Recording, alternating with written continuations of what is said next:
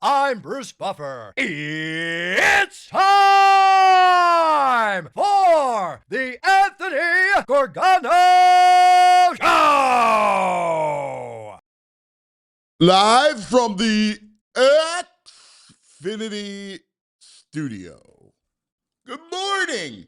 Good morning. Good morning. Happy Wednesday to all across the Delaware Valley. Happy first day of training camp. It's on, baby. Jalen Carter in the fold. So Jalen Carter signs the big deal. I'm sure there are more outs in that contract than in a baseball game. But look, it's the right thing to do. You sign a deal, you protect yourself, and it's time for the beast to eat, right? Jalen Carter, we want to see 2 years ago, Jalen Carter, where he utterly dominated game, was the complete game wrecker. He game wrecked the Super Bowl.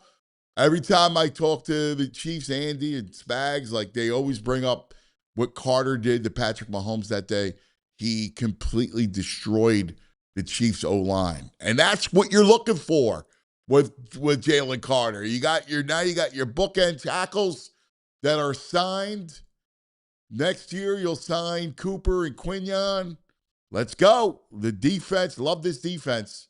And now we begin the entire it's going to be crazy. A trading camp that we're uber hyper focused on what this offense will look like. So I can't wait. EJ will join us a little bit later on. Nick is going to speak. Howie is going to speak. So EJ, our Eagles insider, will be at NovaCare, and he'll chime in about an hour or so. Now to the ugly. And last night, it was ugly. Last night, the Phillies yet again anemic. Without Kyle Schwarber, who had the tummy ache, the offense was even worse than the tummy ache. The offense, 4 hits against an aging Sandy Alcantara and the Marlins bullpen. They got nothing, and they wasted a great performance from Aaron Nola. 5 2/3 innings, 1 run. He just gave up the first inning home run to Stowers, and that was it. He kept it clean almost through 6. Kept him in the game. Gave him plenty of time to get something going. That lineup is absolutely dreadful. Dreadful. And the general manager continues to wait until the deadline, the August 3rd deadline. We are now, today's July 29th, so we are 5 days away from the deadline. And let's see, like they got to do something drastic. They need a shakeup. They started off horrifically. They got hot, right? Wheeler came back. Out goes Topper. In comes Donnie Baseball. They played a great clip. But since the All-Star break, it's been miserable. They've lost 3 straight series going into this one. And now, yet again, actually after last night, it'd make it 4 straight losing series. Losing to the Mets, losing to the Dodgers, losing to the Yankees, and now losing to the Marlins. After they gave up Monday night's game late, last night no offense. They'll go at it again this afternoon with Luzardo. But that's 4 straight series losses to start the second half. Not good. Good morning, VG. What's up, dude? Thank God for Gansey. Thank God. Because the summer. He saved the summer. Stinks. It's the summer of Gansey. I'm done. They're no longer the fighting Phils. They're the feeble Phils with a PH until somebody changes something up. We got a discussion last night. You're at the bar? Might as well just be sellers at this point. No. Yeah, dude. They're not. They Sweet can't to compete sell. with the Dodgers and the Brewers. That's stupid. You're not going to sell. I mean, what are you going what to bat sell? are they going to get that's going to change this offense? You got to at least try to get out. You got to get some bats. You can't sell. There's no point right now. What are you going to sell? If you didn't have a no trade clause, I'd sell Harper right now, to be honest with you, dude. He's driving me nuts. I'd sell Stott. I'd sell Marsh. Stott's a good glove. Someone take a little defense up the middle. I'd get rid of him. I'd get rid of Marsh. First of all, you got no farm system. If you're going to That's sell, the point. I got to get some prospects. It's not going to work. So you're ready to go be awful for the next 5 years? Yeah, you regroup next year. There's a bunch of money comes off the books. Middleton will be comfortable spending money again because he won't be in the luxury tax. That's not smart. It's not smart. It's just ridiculous. Listen, they stink. That's emotion talking. Well, sure. I get it. They still stink. Emotion is not scoring one or no runs in 28 I know. You're not going to sell. Like that's ridiculous. I mean, do you really believe they can go toe-to-toe with any of the division winners? I mean, obviously, they just lost 4 straight series to start the second half. So they need an influx. How they're losing. They're not scoring any runs, man. They scored 7 the night before, and they come in with 1 last night without Schwarber. But they come in with 1 or none way more often than they score 5. Yeah, the offense blows. I get it. Thanks. Last night you had no Schwarber, right? So that is a gut punch to a lineup that is already so dependent on Harper and Schwarber. Yeah. I mean, And Trey. Did you see one pitch that Harper could possibly hit? Here we go. Here's the Harper apologist. Well, I mean, it's July. I'm sure he's getting some pitches in July. He's been atrocious in July. I'm talking about last night. He had 1 stinking hit. Take a walk. I don't know. Do something. You're the superstar. Dude, I mean, it's You're the superstar. It's ridiculous. Do something. It's ridiculous. It's not Harper. I'll tell you what's ridiculous. Him having the July he's having and then coming out and complaining publicly after in the offseason, he's like, we keep things in-house. We keep things in-house. Come on, bro. Really? You're going to do that after the July you're having? He's batting 178 in July with 2 home runs. You go up, you go down, you go up. For a whole month. That's what it is. Reggie Jackson wouldn't help this team. He's left-handed. He wouldn't help. Yeah, you're right. You need a right-handed bat. You just need a right-handed bat, man. Oh, Jules, it's already started. I can't do a whole day of this. I can't do this. What, am I wrong? Am I supposed to be happy? Oh, yeah, they're going to get. I'm not telling you to be happy. I need a little. They're going to get Taylor Ward, and the whole season's going to turn around. They need 3 bats, to be honest with you. I don't even care about an arm. They need 3 bats. Well, you need, let's face it, Bohm stinks. Right? Yes. You still got the outfield issue. Oh, Crawford, borderline. I mean, he's average right now. And you still have an issue with Marsh defense. Platooning. Yeah. No, listen, I'm not telling you it's good, but I mean, 3 years maybe. And I know Dombo stinks, but you know what?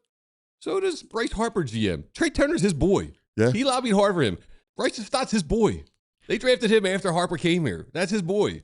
Like, he's not a great GM himself. He was good with JT. But his boys ain't great. Now Harper's the GM. His boys ain't great. Last time I checked, the Nationals won the World Series like 8 months after he left. I'm just saying. Something's not right here. I mean, something's not right. Listen, you got to point your gun, right? Point all of your complaints right in the forehead of Dave Dombrowski. Is this Corey's brother in the chat, Randy Seidman, telling him Castellanos is available? See Dombo's face and just put a bullseye on. I just want to punch him. You want to punch him? I want to punch so many people on this team. But Dombrowski's the guy you want to punch the most. I want to punch Dombrowski. I want to punch Ben Davis. I want to punch Bryce Harper. I want to. Why Ben Davis? Just because he's part of the whole thing. He's just part. Anyone associated with the Phillies right now, they just irritate me. He even had an umbrella the other night. Didn't like that look on Ben Davis, so he's on my list. He was in the dugout with an umbrella. Yeah, I'm anti-umbrella too. Yeah. Like, I agree with you. I'm not a fan of the umbrella, but Dombrowski is at fault here. It's his vision. I don't know how you don't put any on Middleton with this all season. Dombrowski knew. You don't think Dombrowski knew this stunk? Dude. And they didn't go after anybody? Listen, I'll blame a little bit on Middleton. Wait, do you think there were some governors on the spending this summer? No, I can't. Don't? No, I can't. I just can't do it. I can't give him any leeway. I can't. I don't think that's giving him leeway. He's made a ton of mistakes and he hasn't been good. But I think Middleton is equally culpable. They're not mutually exclusive here. I think they're both culpable. Oh, no. I don't know what. Shefty. The Grenard. Yeah. So he's going to be on the PUP list because of that pectoral injury. Pectorals are not good. Oh, man, I need him. I need Grenard, man. I need that edge. I need the edge. Mm-hmm. That's not good on the PUP list. I don't like that. Let's start the camp with him on the PUP list. No good. No good. No, listen. When you're the third, fourth highest payroll, whatever they are, I just can't. I can't go back. I have to go back to Dombrowski and go, dude, you have all that money at your disposal, and this is what you give us? Yeah, he made a bunch of mistakes. So that's it. Like to me, there's one enemy of the state right now, and it's Dombrowski. Yeah, I hate both of them. You know, he messed this thing up every which way. Yeah, all his no vision. It's the same mistakes repeated over and over and over again. Again, we joke about it, but how many of these right-handed freaking bats are you going to go through every year? Really, it's every year you mess up the outfield. The easiest position group to address is the outfield. It's the outfield. Not like, oh man, I got to get myself a franchise shortstop, right? Catcher. He has messed up the outfield. He can't field. He can't do an outfield. I never seen him like it. How could you not put out an outfield? How could you have Schwarber and Harper and nothing else? That's a great question because he stinks. But also, if he stinks, doesn't ownership? Why do you let him come back? Oh, listen, that's a whole other Why argument. is he coming back? That's a whole other argument. But this is a guy that's been at it for, 40 years. He's been a general manager. Yeah.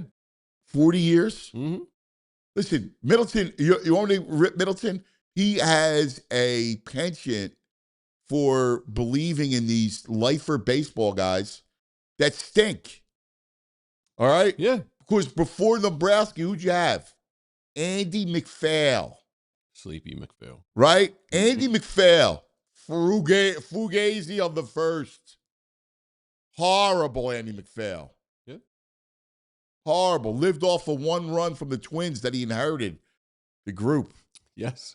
All right? And substantiated reports pretty much that he was sleeping in his office half the time. Yeah, right. And that's where Middleton's default is that you give the keys to these country club guys that have lost touch with the game. Dave Dombrowski's lost touch with the game. Yeah, but he's lost touch with it. You give him the keys and he messes up, well, you got to overcompensate for it. That's your boy. And just because he's the fourth or fifth payroll, how much behind the Dodgers is he? And when you're out here saying, I'm going to spend stupid money and get my trophy back, he's culpable. I get it, but you can't compare the Dodgers that have a whole other country at their disposal that just paid out, that was able to get Ohtani to basically push all his money down the line. Right. So why don't you as an organization be as creative? Come on, man. I don't know why you're dying to listen. Is he at fault? I'm not saying he's the main. I'm saying you're losing the focus. Like, focus on the problem. The problem's the general manager. And now here he is, right, at a deadline. You're 5 days away from the deadline, and this dude has sprung leaks. His boat is leaking from every which way. Yes, and it's shooting water. Yes, from the steer. What's the boat side? I actually don't know. Starboard. I don't know. Right. I'm not a boatsman. All I know is I see water shooting out every which way. Yes. And there's no prospects. And there's Donnie Baseball. Baseball to fill it with a shoot ball trying to get the water out. Yes. But it's a paper soup bowl because there's been budgetary restrictions placed on him. But yes, he stinks. He's been terrible. They haven't drafted well. He hasn't developed well. But also this summer, they should have opened up the purse and spent money for some real players. I mean, Jules put the standings up. There you go. 2 ahead of Washington, 3 ahead of the Marlins. That doesn't tell the story, though. This run differential. No. I'm saying how horrible it is.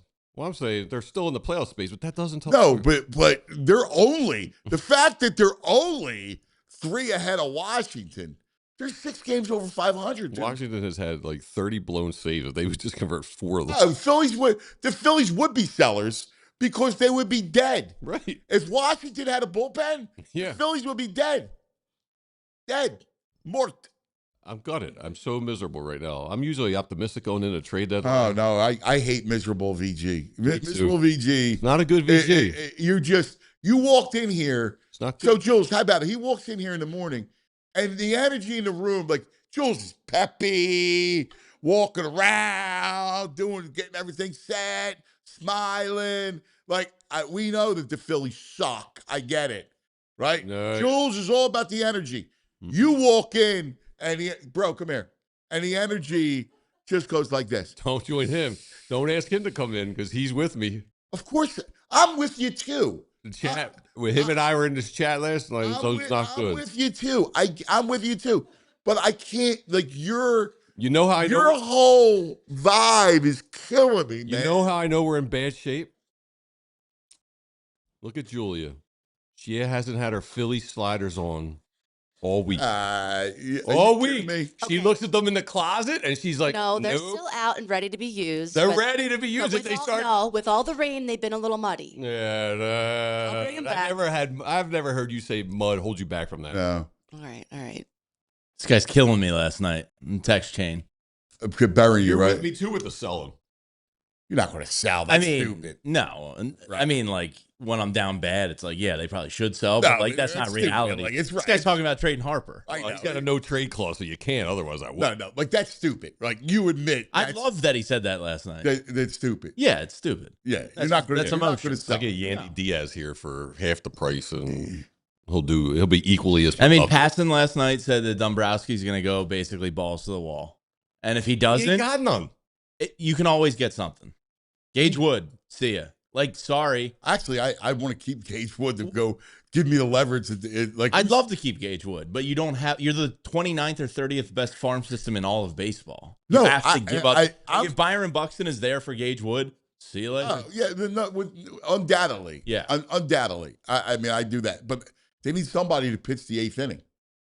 Yeah. They need, let's go through it. They have 3 platoon outfield spots. They don't have a 5th starting pitcher. Do you know their win percentage when anybody not in the top 3 starts a game? It's like 29%. Get that.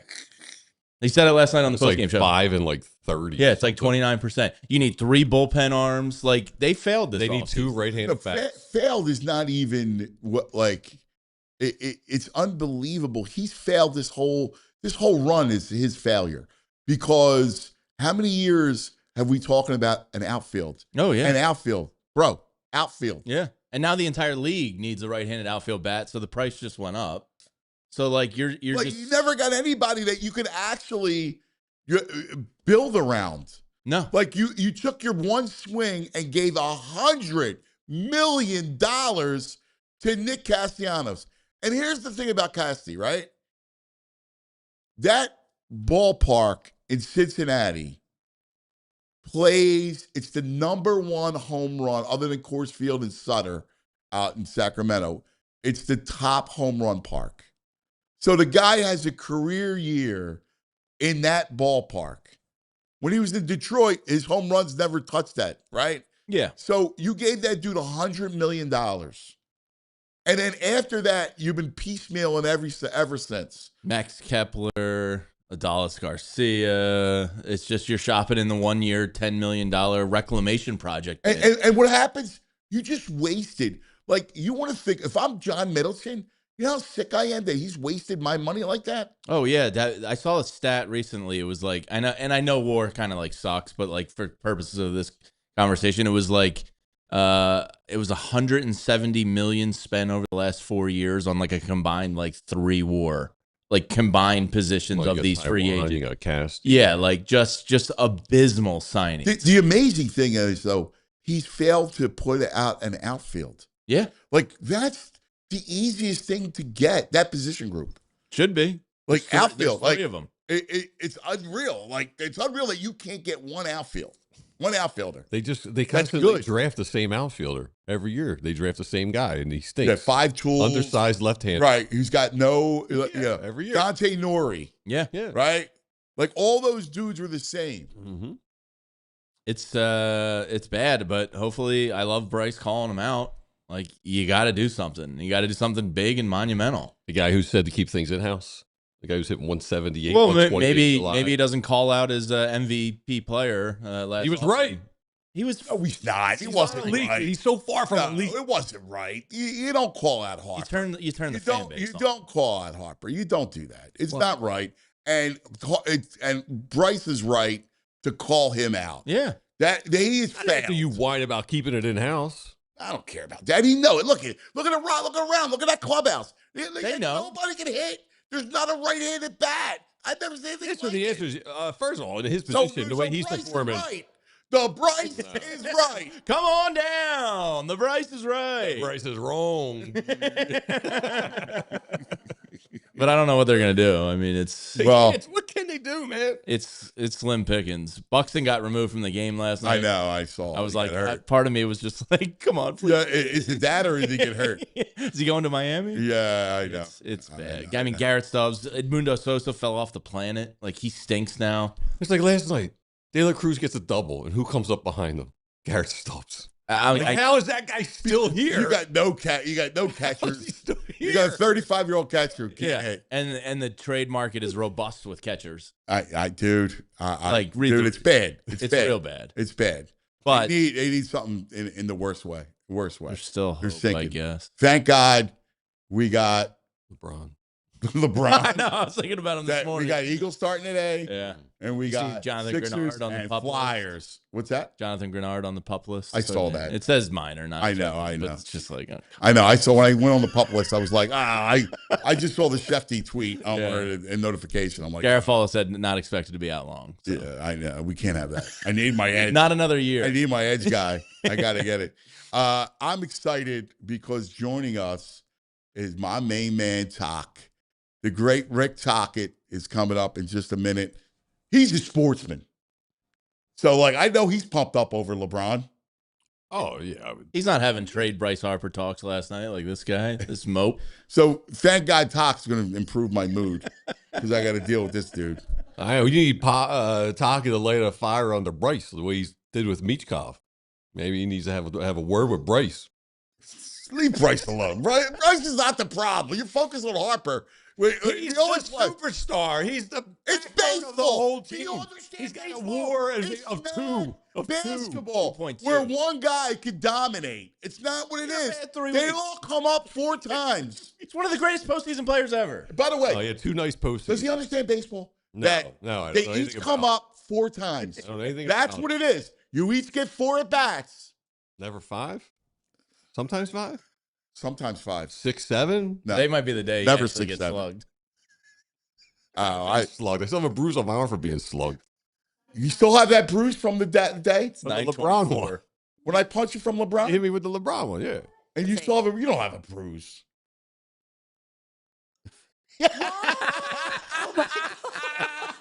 Yeah, I do. So what? I got excited. Tock could take a punch. Did I complain about No, it? you at didn't. all? It was No, for charity. no. It was for charity. for also. charity. No, that was the week before. Oh, that was The week before. that was from LeBron. Yeah, that's from LeBron. Well, I mean, I was excited. Still fresh. Yeah. To your credit, you didn't say a word. So I I told you to punch me. you did. Yeah. You did. You did. You said it. Yeah. So I obliged. Yeah. All right, Tock's coming up. Can't wait. A lot of fun. Danny D's going to stop around. EJ from training camp. Lots to cover. First, let's take a quick TO and talk about our friends. Let's talk about the Bet Park Sportsbook online casino app. Yes, we got an afternoon game today, and they have the advantage. The Lizard on the mound for the Phillies. Lizardo, you know he's going to pitch a gem. The Phillies going to win 1-0 today against Gusto. So you can check it out on the Bet Parks app. Load up on the All your futures, everything you want on all your casino games, you could play it right there on your phone. Make your downtime fun time with the Bet Park Sportsbook online casino app. New customers get 500 spins on the soccer-themed slot game. Goal, goal, goal, collect them. as well as $5 casino bonus back. BetParks.com has all the details. Got to be 21 in PA, New Jersey, Michigan, Maryland. If you have a gambling problem, please call 1-800-GAMBLER. Now let's talk about TrueMark Credit Union, one of our faves, one of the really terrific financial institutions across the country. I mean, in our area. 24 branches in our area is TrueMark Credit Union, and they reward you with the way you already spend your money. How about that? It's exactly what you get with the Everyday Elite Visa credit card from TrueMark Credit Union. We're talking up to 4% cash back on eligible everyday purchases, including gas, all right, maybe some gear. You want Bron gear, right? You name Porter Martone gear, you can get 4% cash back. And for a limited time, new cardholders get a 0% introductory APR on purchases for the first 12 months, then 17.99% APR after that. More cash back, less cash. Apply today, TrueMark.com, or stop by any of the TrueMark Credit Union's 24 branch locations. Race based on credit worthiness, 4% cash back on eligible purchases. Bonus categories capped annually, restrictions apply. Visit TrueMark.com for details. Insured by the NCUA. Now joining us, one of the great friends of the show. We love him. Your head coach of the Philadelphia Flyers, Rick Tocchet. I love talking Philly sports. You got the Eagles, the Phillies, the Sixers. Like, we got to hold our end of the bargain here. And teams are getting better. We're trying to get better. It's a pretty good city to be in right now with all the four teams. With the LeBron thing, when that hit, where were you? Were you still in Florida? I was in Florida, and then my phone was just clicking. Hey, you guys got LeBron, and I think I was on the beach when I got the call. I mean, there was, you guys probably know more than me, but there was a lot of whispers that the Sixers were kind of a bit of a favorite, but you never know it was going to be reality until he signs a 2-year deal. But and now what did they get DeRozan the other day? Didn't they sign DeRozan the other day? They didn't get DeRozan yet. Oh, I thought I read something. Okay. Yeah, he was one of those guys that been out there. So they've been talking about him. But, I mean, Jaylen Brown, I love you. You're such a great sports guy. You know baseball, you know football, you know basketball, you know every sport. Yeah, I love sports. And you know what? And I talked to you all about it. So you try to learn from it, too. Like, I went to the Jets camp one time. I was invited there. Joe Douglas was the general manager, and I know him a little bit. Then, I used to go to the Steeler camps when I was in Pittsburgh. Yeah. I've been about 3 or 4 Phillies games. Actually, the 3 or 4 games I've been, they've scored 7-8 runs every game. So I got to start going to the game more often. You can't go to practice. You have to go to the Phillies games. Yeah, I got to go to Phillies games now. And then obviously, going to the other games. So yeah, I'm in our team, the young guys, they go to a lot of games. They go to Sixer games. They go to, especially when the season starts, they're going to the Eagle games and Sixer games. So yeah, it's a group that, you saw Bryce Harper and Schwarber, like when we were in the playoffs, they had the Flyer hats, they were supporting us. So it's a good thing. I mean, I remember back in the day when I was playing here, knowing Doc and Mike Quick and Charles, hanging out with those, Schmitty, all those guys, used to hang out with those guys. So it's a lot of fun mixing with the other sports. That's what what's funny? We always loved that, right? Like that. Yeah. You guys had this community and you're all pulling for each other. You're all into it. You're all sports guys because that's what this town is, right? Like this town is just about sports. Like that's what we do. Yeah, I'll share a story. Well, January, we weren't doing that great, and you're struggling. And I remember getting a call from Charles Barkley. Hey, brother, stay with it. You're on the right track. You're just a little bit of. I got to tell you, man, it gives you a little bit of juice when you get like an icon, a Philly icon, making a call to you to keep your head up. So, it's good to get support from those star type of players. Yeah, it is, and it's a great fraternity. It was funny. Online, like everybody was going crazy about LeBron. And I made the point that he's probably gotten more love on social media than he got in 8 years in LA. Because in LA, you've been in LA like a million times. Like it's Hollywood, it's stars. Like there's stars everywhere. It's the culture. South Beach is the same thing. Here, our celebrities are sports guys. Yeah. Yeah, it's a good point. It's a good point. And the Stars. The good thing about Philly, like I've been gone for a while. This whole year, just I live downtown. You walk the streets, and people are terrific. They'll see. Like I remember the other day, I had a Phillies hat on, and they're like, they want to talk to. They're not even talking to Flyers. They hey talk, keep going, and all of a sudden, hey, what do you think of the Phillies? So there's an eclectic group of people out there that just love Philly sports. So that's one of the attractions coming back here, because this is a sports town. Yeah, and you're not getting recognized the way you would here than you would if you were in LA, right? Or you're For in sure. South Beach, Yeah. you're like here, talk. Yeah, no, that's true. That's true. You get recognized a lot, but in a great way too. Like Right. it's people are very respectful too of your time, and around downtown. That's right. We got to get a dinner with maybe the Saloon or something. But I haven't been there in a while. But places like that, you go in, and Yeah. I'm a huge foodie, so I've been to different restaurants in Philadelphia. The cuisine in Philadelphia is unbelievable. Come Right? on. Let's It's face the it. I mean, it's best. the best. I know. Oh yeah. It just is. So Yeah. how's your off season been? And what have you been kind of focusing on, brother? Yeah, we did a lot of work after the season. I wanted our coaches, like we were pretty dialed in. We had the development camp, we had the draft, and then we had coaches meetings. And I wanted our coaches to really dive into this year, look at some outside the box stuff. How do we get better at certain areas of our game? Give them projects, and then we'll meet August 15th. So I want these guys the last 3-4 weeks get away from the game, refresh. And I'm talking about our coaches, Yeah. refresh their brain. Let's come up with some new stuff. We might not come up with, sometimes you like what's going on, but I still think we have to bring something fresh to the players. When they come into training camp, we can't do the same thing. So we have some things up our sleeve we're going to try that I think the players will be excited about. Hopefully it works, but I think it's important that you do that as a coach. You have to reinvent yourself every year, So I love that, about you, because the truth is, especially with this generation of players, you get stale quick. I get stale yeah, quick. Think about how we are, our attention spans with the phone and everything else, right? Like, you're constantly looking for the dopamine hit, right? Like, that's part of it. And I think by switching things up and constantly giving them different things, little things, like you're a detail guy. You pay attention to those little details. And I think that lands even subconsciously. yeah.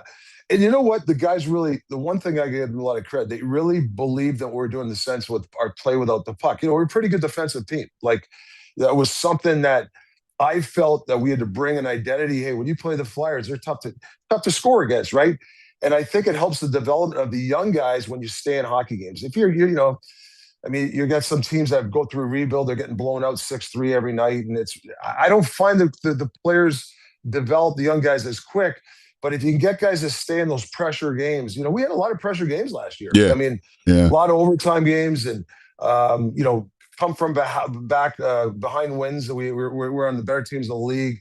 Obviously we got to get better starts, things like that. But I think it really helps the younger guys grow development wise, and obviously getting those those playoff games that were huge for the young guys. So now the time is this summer. Make sure that you come in refreshed. But we can't pat ourselves on the back. Hey, we made the playoffs and rest. I mean, it's going to only get harder, Anthony, and that's the way we got to approach this season. How disappointed were you with the Carlson? How that kind of panned out? Well, I think we're all excited. I mean, the guy's he's everything you want in a player. But we knew, he's a hell of a player. Anaheim's, is a really good freaking hockey team, right? Yeah. Yeah. So, whether people were saying percentages, we knew there was a good chance that he wouldn't, but you had to take a swing. Yeah. And, people don't realize there was I think there was 6 or 7 other teams that were going to offer sheet him. So it wasn't just us. I mean, the rules say you can do that stuff, and that's the way it is. And we took a shot, and now you move on to the next, whatever the next play is. You know what I loved about it though? I thought I loved how Danny came in with that number. I thought it was bold. in the whole thing. And I love the fact that this was like a pronouncement to the league that, yo, we're back in Philadelphia. And I think players noticed that, man. I think all around the league, players went, oh, man, Philadelphia, man, that's great. Like, they're in it. And I think even though you didn't get them, it was a good thing that, you know, you guys did what you guys did. Yeah, I think you got. It's like, just like I said, you got to come back with different ideas. No different than management. Danny knew he had to try different ways. It's hard to get a star player. Like, it's really, in the NHL, it's really hard. You either got to draft them, you got to get the number 2 or number 1 pick, the top 5 pick, and you get one of those stars. Like a Makar. What do you go, fourth overall? They're hard to. That means you're a bad team, and then it's really hard. So I think right now, the young guys we have, they're growing together. Down along the way, if we acquire that guy, great. But in the meantime, I think we got some really good hockey players that really want to learn and get better. So did you? I sent you the clip. I know you saw it. With Michkov. Yeah. I mean, that was he did the Michigan. He did it. Yeah, he's got great hands, right? And the good thing is, like, the one thing is, usually you have to go top shelf, because usually the goalies take the, on the reverse, wherever, the VH they call it. Yeah. They hug the bottom part, and usually there's a space of just to the left or to the right of their ear. That's where they usually go in Michigan. And the goalie, I think he took the high part and he went low. So that was the one. The thing that I loved about it is how he changed the height of the puck on that goal. Because usually it's high, so he went low. So yeah, it's good to see. It's good to see him out there playing, and those charity events and those type of games. You can really show your skill, and it's a lot of fun to watch. Yeah, it was like that one goal where he's kind of going one way and he shoots it. Yeah. That's pretty sick. That was pretty sick. Yeah, those are a lot. If you can perfect that in the NHL, you can get a lot of goals off that. The key is to drive the defenseman off the puck, keep the puck in the middle, and then you do that cross shot, which he did. So, yeah, we talked to not so much Mitch, to everybody. We give him a game plan, like, with some of our defense, on blue line packages this summer, we want you to work on power play. Jamie Drysdale's been working on stuff, getting the puck in the middle, deception, shooting the puck, getting the hardest shot. So it's just not Mitchkov. It's all these guys. We're giving them things to work on this summer. And then, hopefully they're applying themselves right now. Do you, I know you had a plan for everybody, since we're talking about Mitch. It feels good. It looks like he's, really embraced it, and he's working this summer. He's saying all the things. It's funny. Through the interpreter, when I got was like a lot of talk. Like, I got to be ready. I got to be, like, I was pumped up over it. I mean, listen, you're talking about a second-year guy and maturity, and as the season went on, he got better, understanding. And I really believe in, I talked to his agent once in a while. I think he's a great guy to conduit for Mitch. About him trying to learn English. Like, I'd like to see him really dial in. And it really will help, so, we have a tutor a translator that comes around once in a while, but, maybe get a tutor and really learn the language, because, like I said, some things are said, and, in any language, it's different, the different way of saying it. So, hopefully, he'll learn English a little bit better, and then we can communicate everybody better. Just not him, everybody. You look at Vladar, who's really mastered English and stuff like that. Who's, to bring him up, like that guy, what a team guy is, and he his English is really good, but he says all the right things too. So, yeah, I like where everybody's going with all this right now. Have you been in contact with Porter? Yeah, he was in development camp, spent some time here, talked to him. He really liked he went back to Michigan State. Like, he's been around a little bit, but he went back to Michigan State to train. He was there last year. They did a real nice job with him last year. He got stronger over there, so he really liked the program they did there. So I think he'll spend some time there. And then a lot of guys will come back here in August. And actually there's some guys skating right now. Actually, Delorier, Hathaway, and Tyson Forster skating just 3 of them together. I was just talking to those guys. So Oh, I'm that's happy for awesome. D'Lo having the cup down in Wildwood, man. That was awesome. We were just talking about that. He was down in Wildwood, and that's the one thing. You're an ex-Flyer, and Danny Briere and Josie let these guys skate in the facility. That's who we are, right? The Flyers. Once you're a Flyer, you're always a Flyer. So it's great to see those guys out here. It is cool. I saw that with the cup. That's why it's the Yeah. greatest trophy in sports, right? Like the fact that all the like it travels, like the road of the cup, where it's been everywhere, right? It's unbelievable. Here it was in Wildwood. That was pretty awesome. I remember when I went with Pittsburgh, my buddy Joe Watson, he was at the Hard Rock, but he used to run Caesars, and he's one of my best friends. So I had a big party there, and I had like people from Toronto. We had about 200 to 300 people, but we had the party kind of on the boardwalk, and just people going by, just even like not even a hockey fan. I mean, they come by, that's the cup, and they'd grab it and they'd like want to drink out of it. So yeah, it's that iconic cup, right? Doesn't matter where you're from, what you are, if you're a hockey fan or not, people know the Stanley Cup. Yeah, it's just the greatest.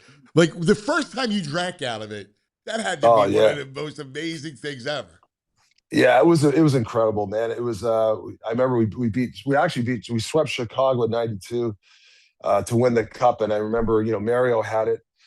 I think he passed it to me second or third or something. They gave it to me, and then we went in there.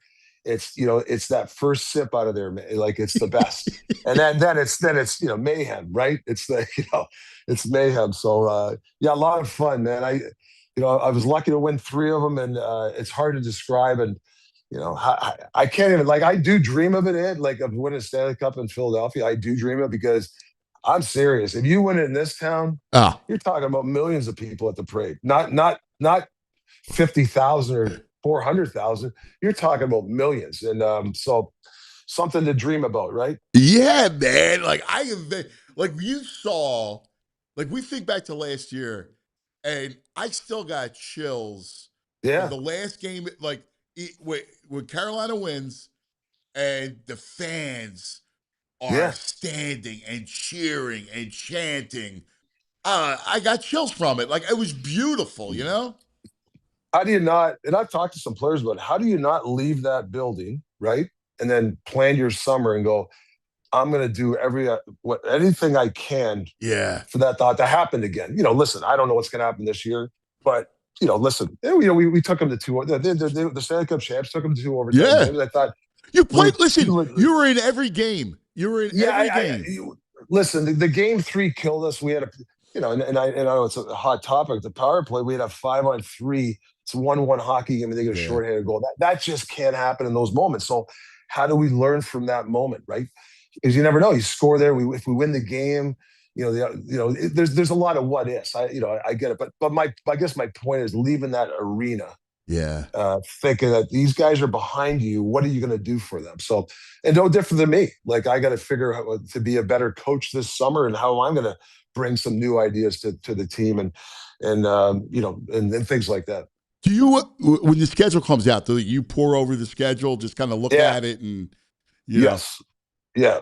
We look at, we call it hot spots. So you look at parts of the schedule that are tough. You might have like a 3 and 4, 2 days off, a 3 and 4, and a 4 and 6, and we'll call it that a hot spot. So we'll plan our practices. We can't go as hard here.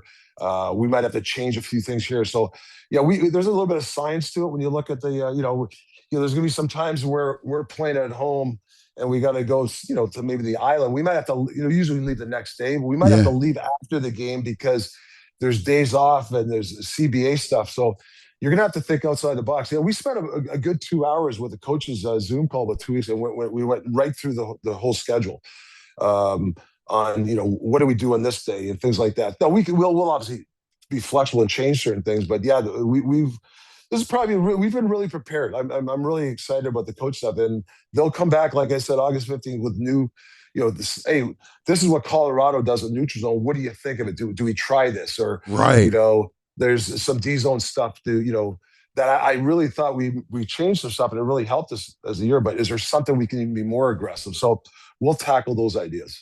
So At this time of the year, when you have a little bit of time, do you find yourself at all like just putting tape on and just kind of let it wash over you at all? Yeah, yeah.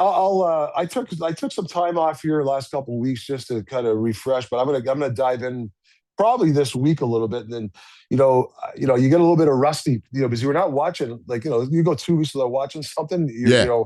I get back into it, but yeah, I it's hard for I kind of make sure as a head coach that I don't want to overwhelm guys with video. Like our assistant coach will sit with individuals, and I'll sit with a guy every once in a while. For to me, it's communication. It's to spend a lot of time with guys, not even about the game of hockey, just certain things. Some guys just want to talk about something else.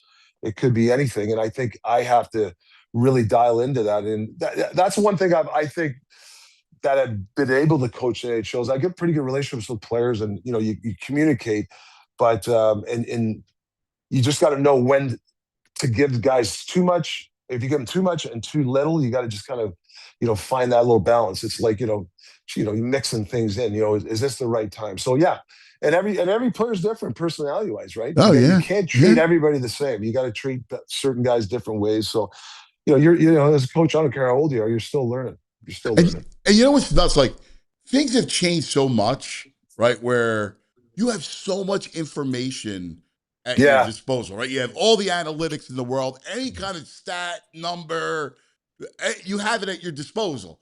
You have all the video at a fingertip, right? So, like, there's this, like, when you first got into this, when you were a player, like, how drastically it's different because of the technology. And you almost got to be sure that you don't overload even yourself. There you go. Correct. Even some of the guys I know around the league, the Coopers, the DeBoers and stuff, like, we always talk Chief, Bruce Cassidy, really good hockey coach.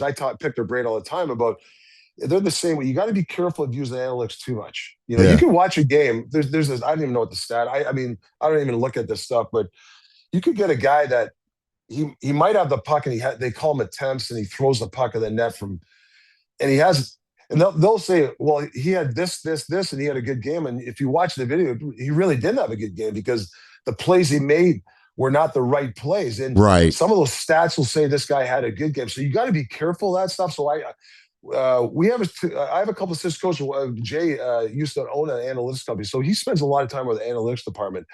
And they get to the meat of the bones, the stuff that I want.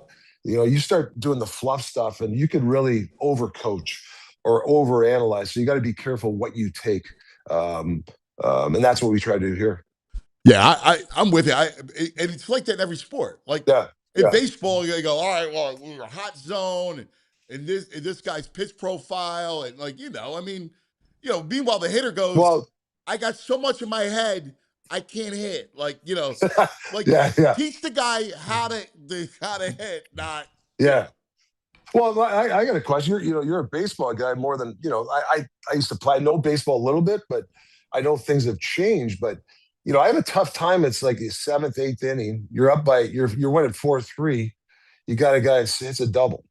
Like, I know they want to hit away, but like, what's the small ball? Can't you just bunt the guy over and make sure is it a big thing to be up 5-3? I don't know. Like, no, you're right. That seen small ball is still matters. I don't know. It's called right, like tack on runs. You're exactly right. There's a runner on second. There's nobody out. You got to hit behind them. You got to get into third. You got You know what the problem is? It's so interesting in that, guys, we teach our kids like to be selfish, right? Like, it's all about numbers, right? You're playing on travel teams. Same thing with basketball, right? Like, it's not about the team. You're on travel. It's showcase. So it's always about you. Meanwhile, then you ask them to give yourself up, give up and out, to hit the ball to the right side so you can move the runner and score the run. And they're not wired that way. Like, we're not wiring them correctly for a team. We're wiring them as individuals. Correct. And I played with I played and I've coached and I've played with some great hockey players, and I've seen them in situations so unselfish. You're up 3-2. There's 3 minutes left. and there's a situation where it's a really risky play. Like it's not the right play, but yeah, I'm a star player. I don't have a point yet. I'm going to just try something. And then what happens? The risk reward, they go down, they score. Or do you do the right play? I'm not saying not be risky. That's not my point. I think it's being the right situation where the guy would come off. I go, man, I just saw Wayne Gretzky or maybe they just like an unselfish play. We win the game 3-2. Like, those are the things that galvanize a team. So yeah, it's anyways, I just didn't know that. I don't know when the right time to do this. I just felt like you're right. Like, and it's like that. Get him in somehow, right? Who cares about the stat? Who cares about you don't get a single. You go for 4, but you sacrifice yourself to the team. That you got to weigh that in when you do it, when you don't. I know you hit you hit a homer or 3, or was it Earl Weaver? Like he was the king of the 3-run homer. He loved the 3-run homer, and they were successful. So I don't know. I like learning about that stuff and actually picking brains like of that. Of the other coaches. He was the coach. Yeah. Will you go to Eagles camp? Well, we should go to Eagles training camp one day. Yeah, I might pop over there. Yeah, I might pop over there. I know Sirianni was at her game, the playoffs and stuff like that. So yeah, that would be pretty cool. Love to see that. Like I said, I spent some time in Pittsburgh there when I was there coaching, and I was there all day. I was in. Somehow I got I went with the offensive line meetings. I don't know. So I was with all the big linemen. It's actually pretty cool, but it's repetitive. It's repetitive stuff. The video, man, they just showed like 2-second things about this scheme and this, and it was they're watching video, man. It's very monotonous, and and they're there all day. It's fascinating how they do their training camps. Right, because you get there early, you got treatment. Yeah, you're right. Then you got to deal with all the film, and then you wonder why guys. Like you'll see half the guys' eyes are flickering, right? Because like the one thing I think that crosses all sports is that your meetings have to be quick. Like you got practices, everything has to move, right? Because the minute it lags a little bit, guys just lose interest. You're 100% right. And that's something that I've learned too. Like, when's the right time? You got to read the room. I don't like going in after every game. That's just who I am as a coach. I pick my spot. So in an 82 or 84 this year, I'll probably go in 25 times, maybe 22 times. Some coaches go in after every game. And I don't believe in that because it's their room, In the morning, we have our pregame meetings. I talk, I do individual stuff. They don't want to hear Rick Tocchet's voice all day. And then after the game, whether it's good or bad, and sometimes you got to let them, it's a bad game. Like let them handle it. Every once in a while, I got to straighten the ship up, whether it's, whatever the speech is, whether, hey, great effort guys or whatever, or not great effort. You just got to pick your spot. So, I'm learning from that. I always ask other coaches, how many times are you going after a game? I know football is probably different because there's 17 games. Right. So they probably do it after every game. Yeah. But when you're 84, it's the same thing. I don't even know. I'd like to ask a major league manager, like in baseball, do they go in after every game and speak to the team? I don't know. Actually, I don't know if they would or not. They don't. Okay. They don't. Yeah. They don't. Okay. Because like good. Charlie Manuel, one of the great people, right? Yes. Good buddy. And like, just like you, guys get sick of you. Like when you're 84 games is a long season, 162 games, obviously, right? You're going from town to town to town. You need to have levity and you need to have space and you need them to breathe, right? Like that's, I see let with them kids. handle it. I coach, 13-year-olds. And baseball, basketball, and the kids, they don't want. You got to pick your spots, right? Yeah. And whether they're 13 or 23, there's not much of a difference. Like you got to just kind of leave them be a little bit sometimes. Yeah, you got to let them grow. And you know what? There's going to be some altercations on the bench, which is okay. Yeah, people in today's world, there's a couple altercations, and and then right away it's in the it's Twitter. Oh, hey, they were yelling at each other, and it's discourse, and no, people don't understand. It's not a big deal. I've been on benches as a coach of players, seeing 2-star players going at it, and then they're hugging each other. They go to dinner the next night.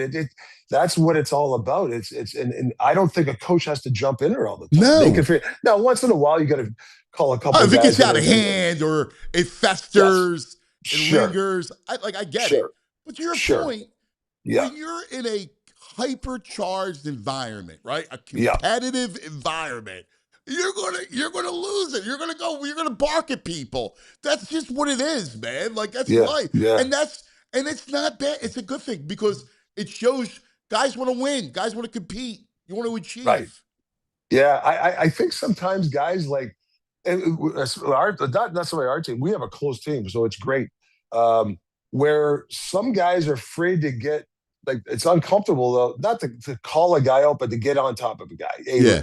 They want the coach to always do it, and I'm like, boys, you guys handle it. Like, what do you want me to go? Like, my big thing is when guys take long shifts. You know, you get the odd guy that stays out too long. Yeah. He comes off at the wrong time. Now you got to jump.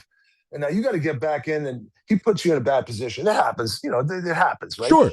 And there's sorry about that. And there's some guys that do it maybe a little bit too much. Well, I could go in there. Yeah, it's my job to preach accountability. But why can't a guy pull him aside or take him to dinner? Hey, Frank. Yeah. Man, you're coming off like later. I'm getting on the thing, and Yeah. I was -2 that night, and the coach is mad at me, and I'm -2, and you coming off. Handle it. Like, Yes. so anyways, that's the sort of stuff that you try to create that environment. I love that. Try to- And that yeah, needs to happen. Like you can't be dad all the time walking. Oh, right. that. You Yeah. they gotta be able to handle stuff like that. Yo, dude, come on, bro. You Sure. gotta get off. You gotta get off. Sure. You know. Sure. All the great teams, if you ask the great teams and go through all the great teams, the leadership group ran the room. Obviously, from the guidance of the coach, and the coach Right. has to take the responsibility. Don't get me wrong, but you've always had that group that handled stuff. Like, I call it the small forest fires. You know, like, handle it. I mean, just put some water on it. Like, do I got to come in with a pail? Like, it's you guys got it. Now. If it's a 5 alarmer, Yeah. and you know, I've been involved in some. Then of you gotta those. come in with the hose. Well, hopefully you got the hose or something, because but yeah, I mean, that's the stuff you try to figure out. And that's the stuff we work on this summer. Hey, this last year happened, this and that. Hey, how can we deal with this better? And how can we do this better? And we liked what we did here. So that's what the coaches do at the offseason. Yeah, that's freaking awesome. Brother, you're the greatest, man. Love it. I love when we do our stuff. So hopefully, this year we'll start our show. Yeah, I'm really excited about this year going in, and I know there's expectations and pressure, which we got to learn how to deal with, and you got to deal with it now. Like, you just don't. You know, I always tell the players, season's over. All right, see you, boys. We'll see you September 15th. And if you don't work on those 3 months of, you know, the reps on the ice, you know, being in shape, make sure you're prepared for that stuff. Then if you're not prepared, what happens? The pressure hits you, and you're not ready. You know, Yes. it's no different. They're no different myself. So you got to handle pressure. So I'm excited about that. I'm excited about watching, especially coming back here, you know, the month of September with our training camp, and watching, you know, the Phillies coming down the stretch drive, and then obviously NFL football starting. So it's gonna be some fun times too. Obviously, it's good for me too, because I get a little bit of break from hockey. Like, I get, you know, I'll go to a game. I love watching other sports because it clears my head. I can't think hockey 24/7. I mean, I'll be a basket. Yeah, guy, and so. you never know when, like, you get an idea. Because listen, it's all spacing. Whatever sport we're talking about, spacing is everything. Movement, space. It crosses each game. Yeah, and then listening to people after games, like even other coaches, how they speak after the game of their points, and you learn from that too. So yeah, it's definitely your brain's always open to learn. All right, let me know when you want to go to Eagles. All right, we'll get Howie. We'll go hang with Howie. All right, that'd be great. I'd love to go. 100%. You're the man, brother. See you, buddy. Talk to you. Talk. I love Talk. I love the beginning. He actually mimicked the Michkov goal. Yes. Back. I'm surprised he only goes in a room like a quarter of the time. I like it. I like the mentality. Let the guys figure it out. Let the bond work through stuff. I think it's good. Like, one of the reasons why I love we have these conversations is so you learn. The fans see it, like understand, like, because we all have an image of what a coach Yeah. and the whole thing. The fact that like Charlie didn't go out and go some speech every game. Like football is speeches, right? Like, Yeah. but even Andy Reid, he did his big speech Saturday night at the hotel. So even when they were home, you stay at a hotel at home, Yeah. like for a game, right? So on the road home at the hotel Saturday night, they would have a big dinner, and then he would give the speech that night. And then Sunday, before the game, yo, man, protect the ball. Whatever you got to do, protect. He was big. Right. Just went over 3 quick things. Remember, A, B, C, protect the ball. Yeah, I think that's smart. And I like just after a loss, letting the boys figure it out themselves in the locker room. That's why you got veterans, captains, leadership. Let them deal with it. Right? Yeah. I mean, it's the best. They're men. They're 40.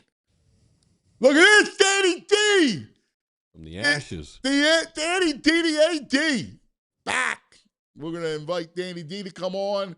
And then we'll have EJ from camp. Please, I hope Nick. I haven't seen any nuggets from Nick talking yet today. Well, He's talking. It was supposed to be 9:30, but he's on now. On 9:45. Yeah, I haven't seen nothing yet. Yeah, well, I need some quotes, man. Yeah, I Everyone's got talking. you. I got you. Go. There's got to be some juicy quotes coming out. I feel you, buddy. I feel you. All right, we'll come right back, and Danny D will join us. Lots to do as we kick this day off. Eagles training camp 2026 commences today. First, a word from our friends.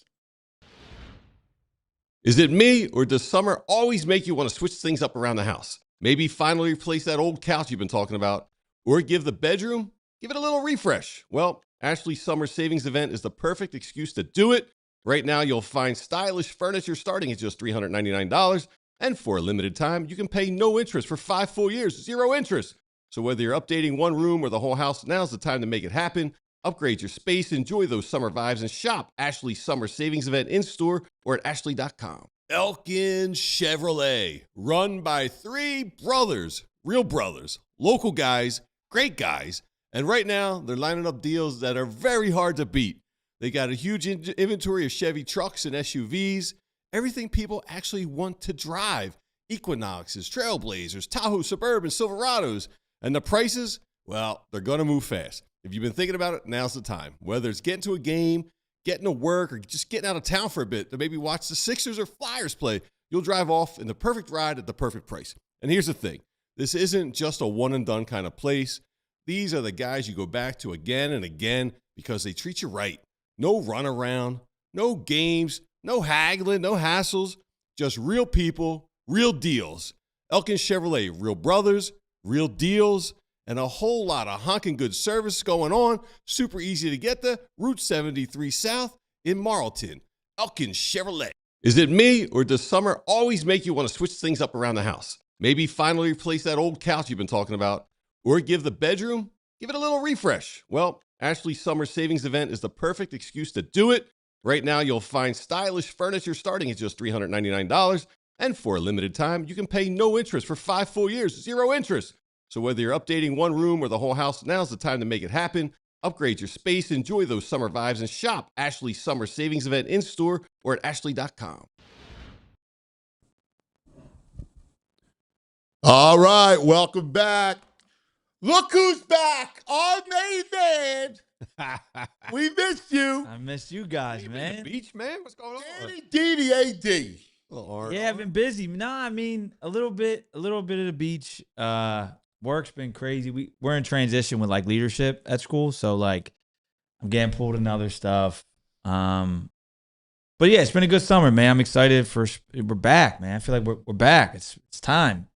But when does it get busy for you? Because football's got to be like amping up now. So it is. So there's like camps, but then the nice thing is the first 2 weeks of August we're on a break. They shut everything down. Yeah, I don't understand that. I don't like that. It's across all. I don't like that. It's in every like state association. They shut it down before you start back up. Like you get no momentum. Like you gotta. like kids need, especially that age, they need work. They're going in You June can and limit July. hitting and everything else, but you need practice. They'll do like skill work in June and July, and then there's a 2-week shutdown before you start up. You got to install. There's a lot to cover. I know. I was talking to someone about this the other day. It's just that's just how the high school system is built. It's pretty wild. So they shut it down. I think that's when they let people go on vacations or whatever. Right. You know, and then you're back to it. So we'll start up. We're late in the Interact. We don't start up till the 17th.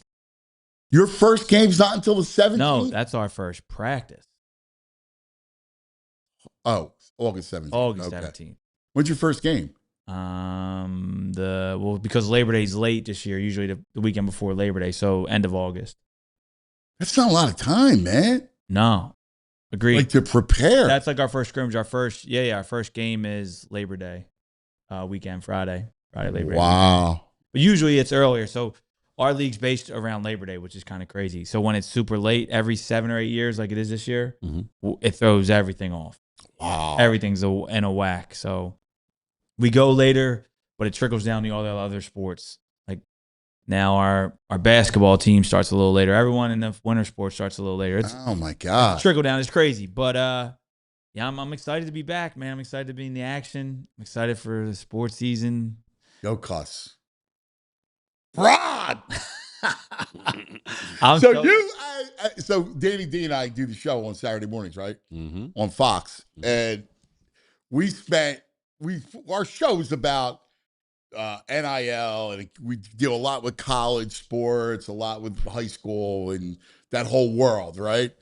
But we spent the whole show talking LeBron. Because it happened, right? Yeah. On Friday, as Afternoon you before, remember. yeah. And then Saturday morning, we're doing the show. We're just going, dude, you believe it? Meanwhile, the national show, I'm sure they were like, oh, God, stop. It's crazy. I am still like in disbelief a little bit. Like it's still, I don't think it's really hit me.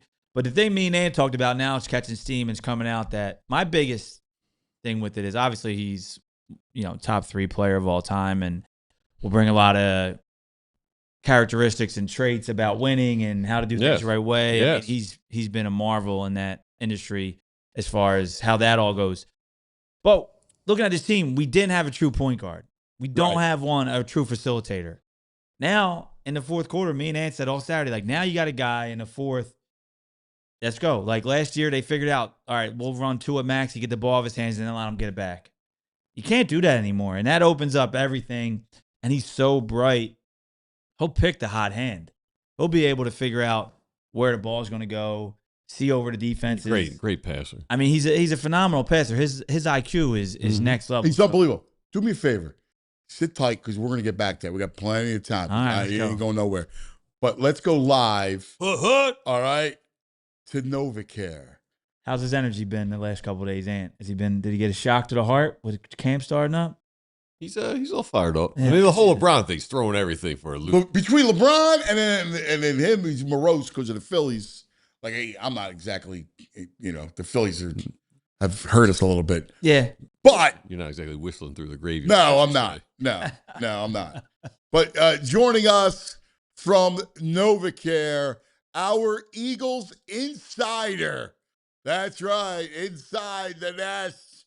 Brought to us by Rita's. Be cool, go to Rita's.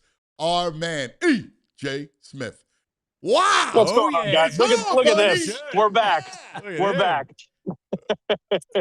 You look great, man. Got the shades on. I feel great. Feel State great. trooper shades. I'm over here hanging out with the offensive line coaches. Joe Douglas in the background over here. I figured you'd want to see the sleds today. I figured day one I love to be over with the O-line. Let's go. Yeah. Green that grass looks. Oh, that field. South Philadelphia never looked more beautiful. Beautiful day for it, too. It is. Perfect day. Where else would you rather be? No, I'm getting jealous. I'm looking at it. Like, Yeah. oh.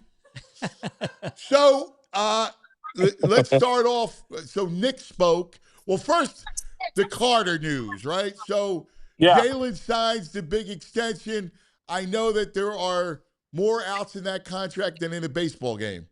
But Yeah, it's a It's a good there's a thing. semantics argument there, right? You look for that word fully guaranteed or guaranteed at signing, but it's a significant deal nonetheless. And yeah, we heard from Howie Roseman and Nick Sirianni on that deal. The thing that stood out to me that Howie talked about is kind of explaining why this extension came a day before training camp. He said that, both sides really wanted this to be done before training camp. Obviously, you didn't want that lingering over Jalen Carter. You wanted him to be able to practice and play without having that over his head. But he said that Jalen Carter was expecting the market to kind of materialize and transition this offseason, and that as things developed over the course of the months between March and April, when we usually see these deals get done, and obviously the Carter deal, it gave them time to kind of figure out a middle ground. So, I thought that was noteworthy. Nick Sirianni said something that I had heard yesterday as well, that Carter looks great coming into camp. He came into camp in great shape. The conditioning test wasn't an issue.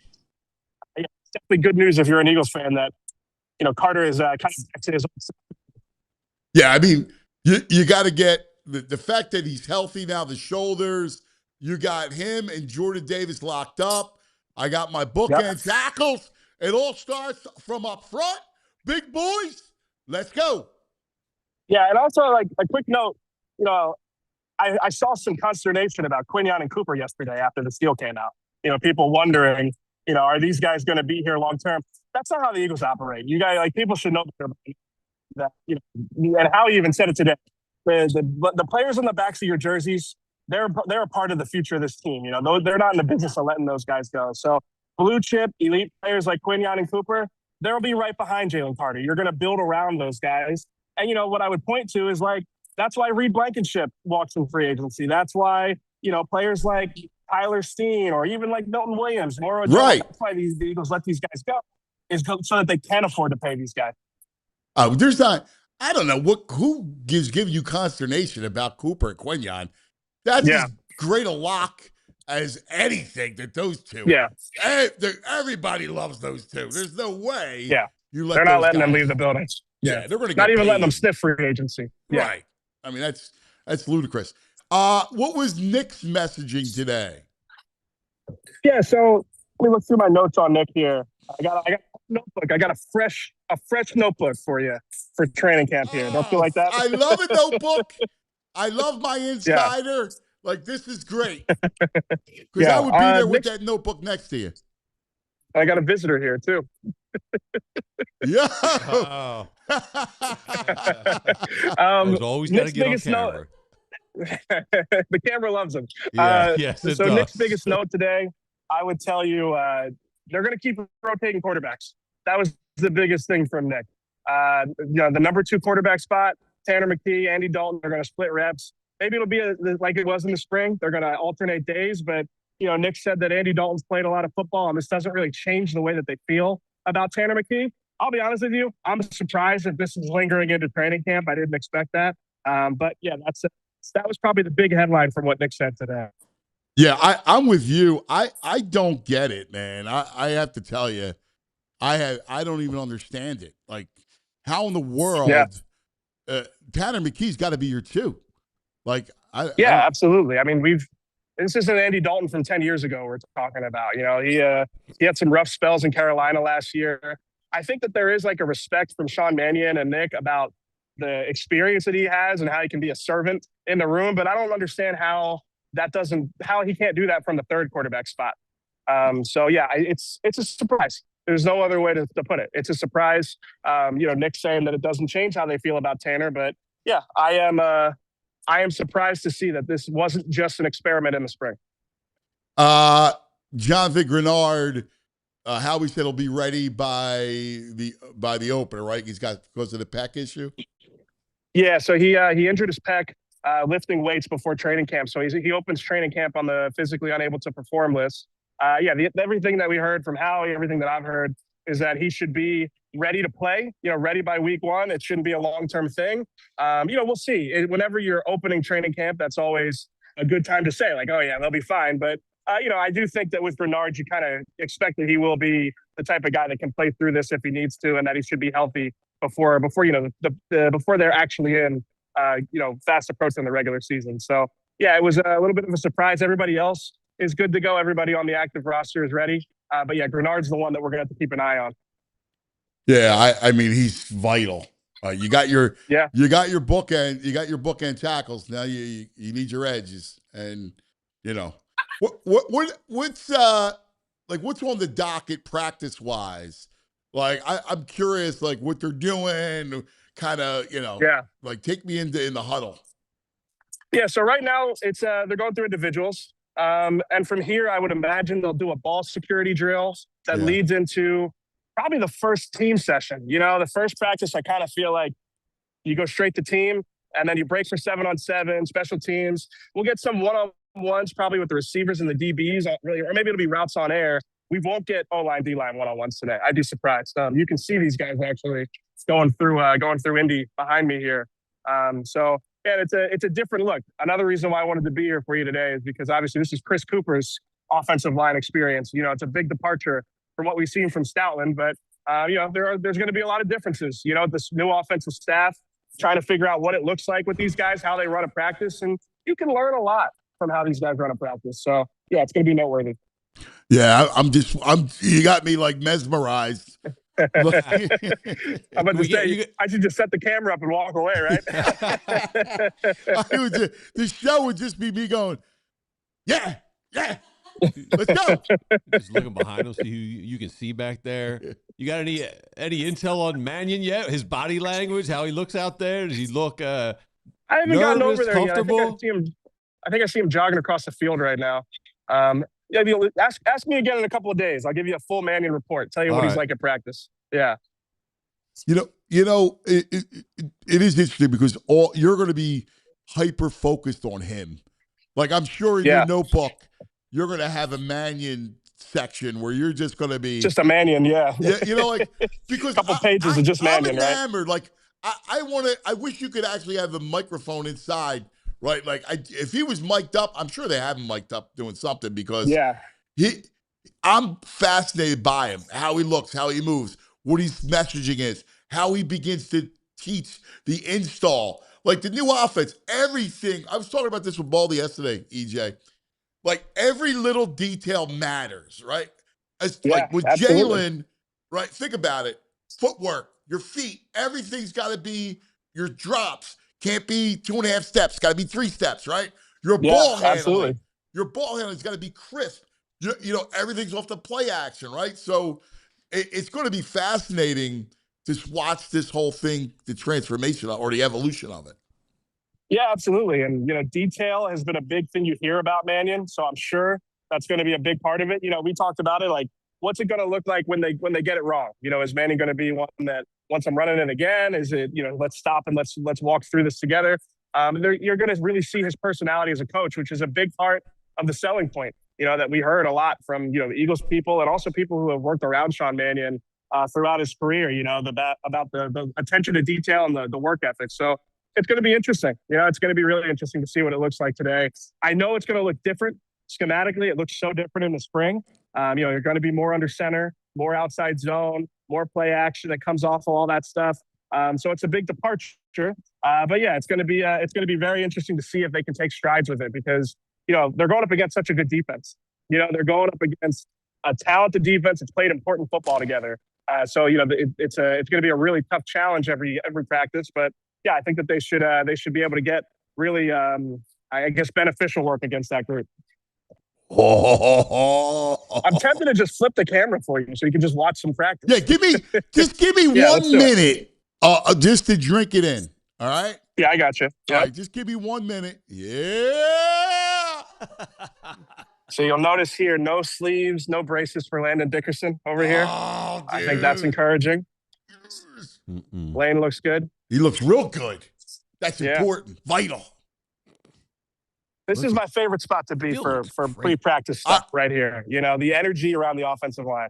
You're just sitting here watching these guys go through Indy, and there's an intensity and urgency about it that you can always appreciate. Oh yeah, look at that. Oh man, EJ, you're gonna get VG back in the hospital for a broken neck over here, man. Cuz is gonna be pounding him right now, brother. Yeah, no, man. We wait all year on. Got a Jimmy Kempski cameo here. That is great. You're 14 for you, so Jimmy, right? Great. 14. Oh my God, dude. Year 8 for me. Yeah. Year Year 8 for EJ. You know what I love? Because you're a coach's kid, man. It's in Yeah. your blood.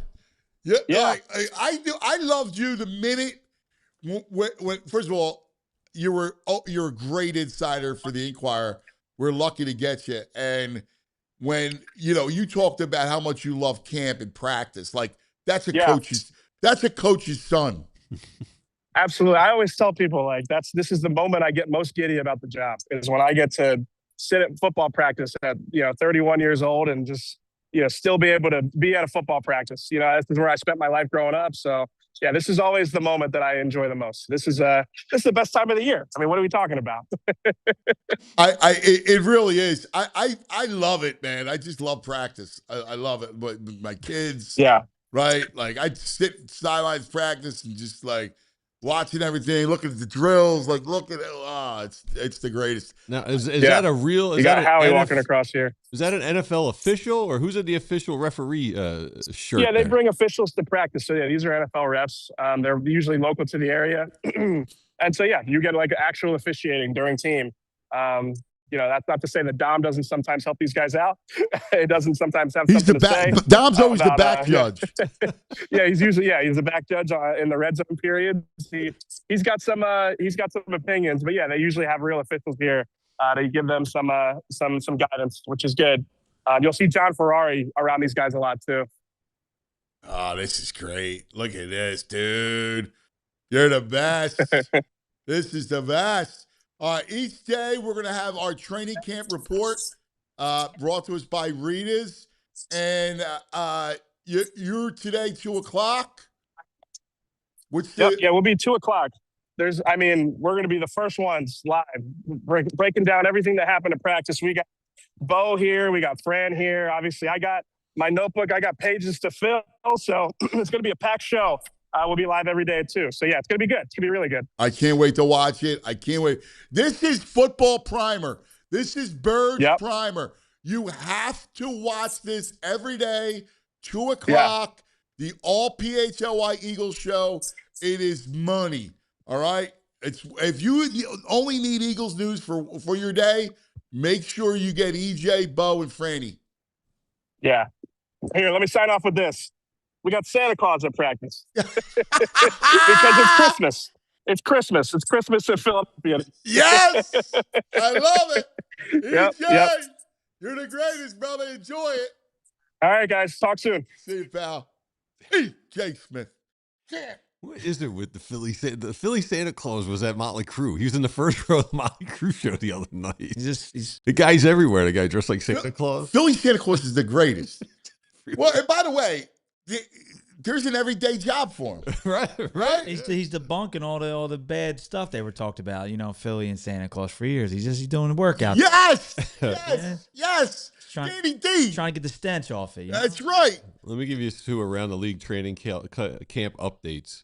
Todd Bowles said Vita Vea, who requested a trade, has tweaked something and he's not practicing. Oh, right. Lions running back. Just so happy he requested a trade. Yes, Jameer Gibbs and Falcons running back Bijan Robinson are not practicing today, and both running backs have had conversations during the offseason about potential long-term contracts. Wow. The Eagles, the Bucs have to be God bless you, Jules. So mad at the Eagles right now. Vea is right before camp. We sign him, give him a deal that's not even close. And now that's what is going to be his benchmark. Oh yeah. They have to be furious. He's vital to them, right? Like he's completely vital. When he's not playing, their run defense, because their run defense is everything. Because he's the ultimate clog. No, for sure. I don't think obviously he gets Jalen Carter money, but like because he's older and right. But now that's just a terrible time for the Bucs. Awful. Because now and then Baker, he says he's not talking to him until after the season. Ain't that nuts? So they got some issues down in Tampa. I tell you what, Atlanta and maybe the Saints fight it out for that division. The Saints. You got some Saints love. I do. Mm-hmm. If Shuck is real, and that's the question though, is Shuck real? And I think he is. All right. Then I think they're going to be good. I like their signings too. At the end, I like kind of what they did. Now, everything's predicated that Chuck can play. Yeah, I mean, he looked good last year. He did. No, he was older, right? Like, so it goes back to our NIL stuff. Like, when you're older, Yeah. you're just better equipped. But this league is where they figure you out. I mean, like, Yes. Tate. I mean, yeah. Tate don't lie. Yeah, and you see CJ Stroud, he's the next coming. Yeah. He was, top 5 quarterback, top 3 quarterback. Even CJ, even Jay Daniels. Oh yeah, he was it. And I mean, I believe in that kid. Like, He's good. He's legit. But There was top 5 hype around both those. right. And defenses figure you out. Right. They figure out your tendencies, and they're like, Yep. this wasn't what it was, right? That's So, it. It's cops and robbers. It's like Aaron Nola Everything's after the cops first around. rotation around after they see him once. Yes. Well, last night, I don't know. I know he looked He good. looked great last night. He can give you that.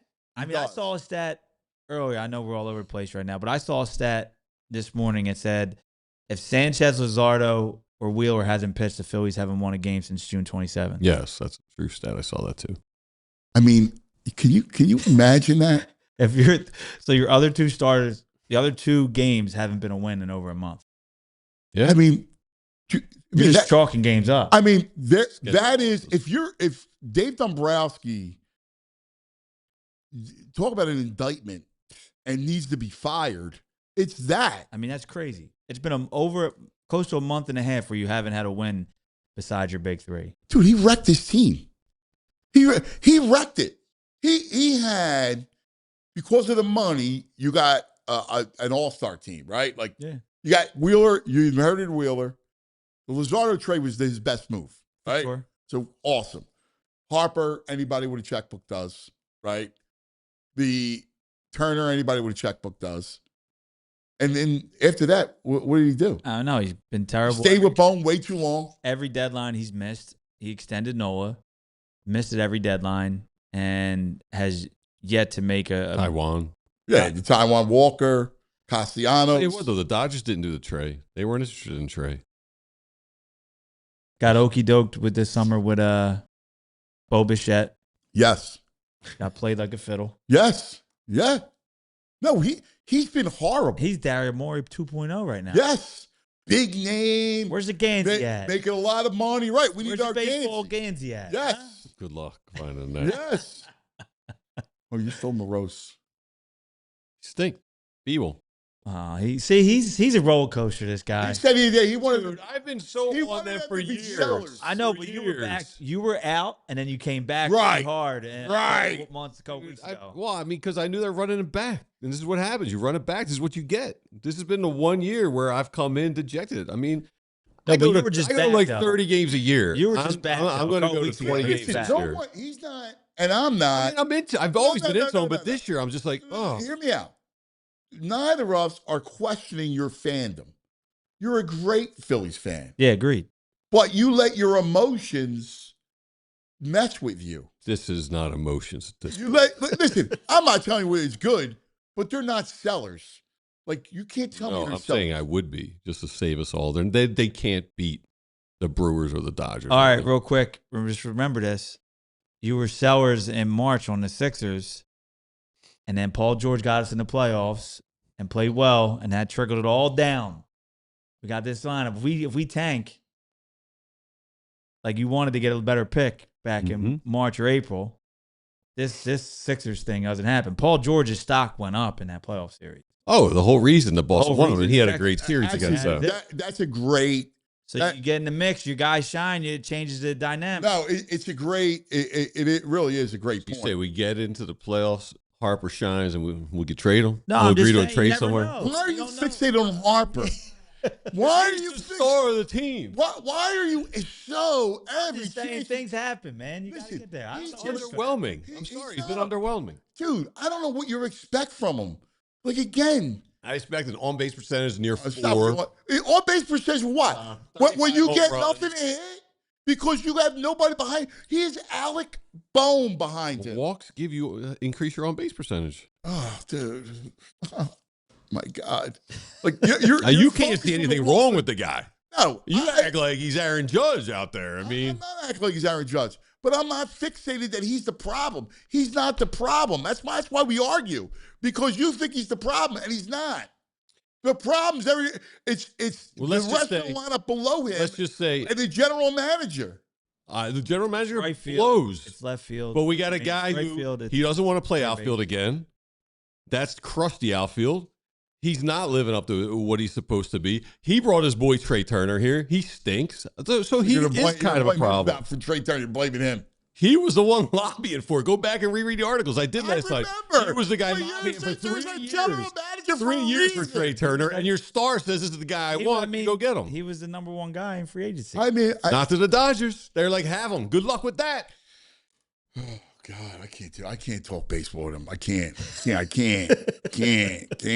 Drives me nuts. I think we're in a basketball only zone, me and you. I talk football, dude. Come on. Pigskin. I got that. Got the pigskin. Let's go. We can talk hockey. I can talk soccer. You see what's going on with FIFA right now? No, I'm out. Huh. I'm soccered out. Dude, have you seen it? For 2 years. Did you We'll be see- back for the Did you see what's going on with FIFA? No, what was What's it? this guy's name? The guy who Tito? runs it? I Yeah. can't see So who his knows. term's Everyone up knows. next year. Right. He's selling out to private investors. What he's going to do is value each team at $40 million, right? So he knows the USA, $40 million, they'll keep their share because it's democratic. Each country votes on whatever happens. Little countries like Cape Verde and Haiti, they'll sell their portion, their voting rights and their share of it for $40 million to private investors.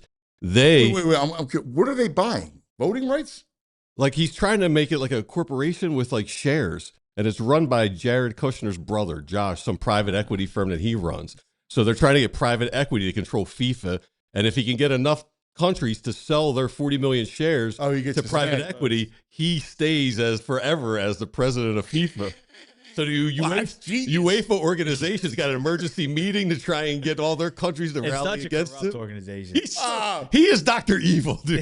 He is. Dude, it's a crime family. It's definitely a crime family. Yeah, whatever.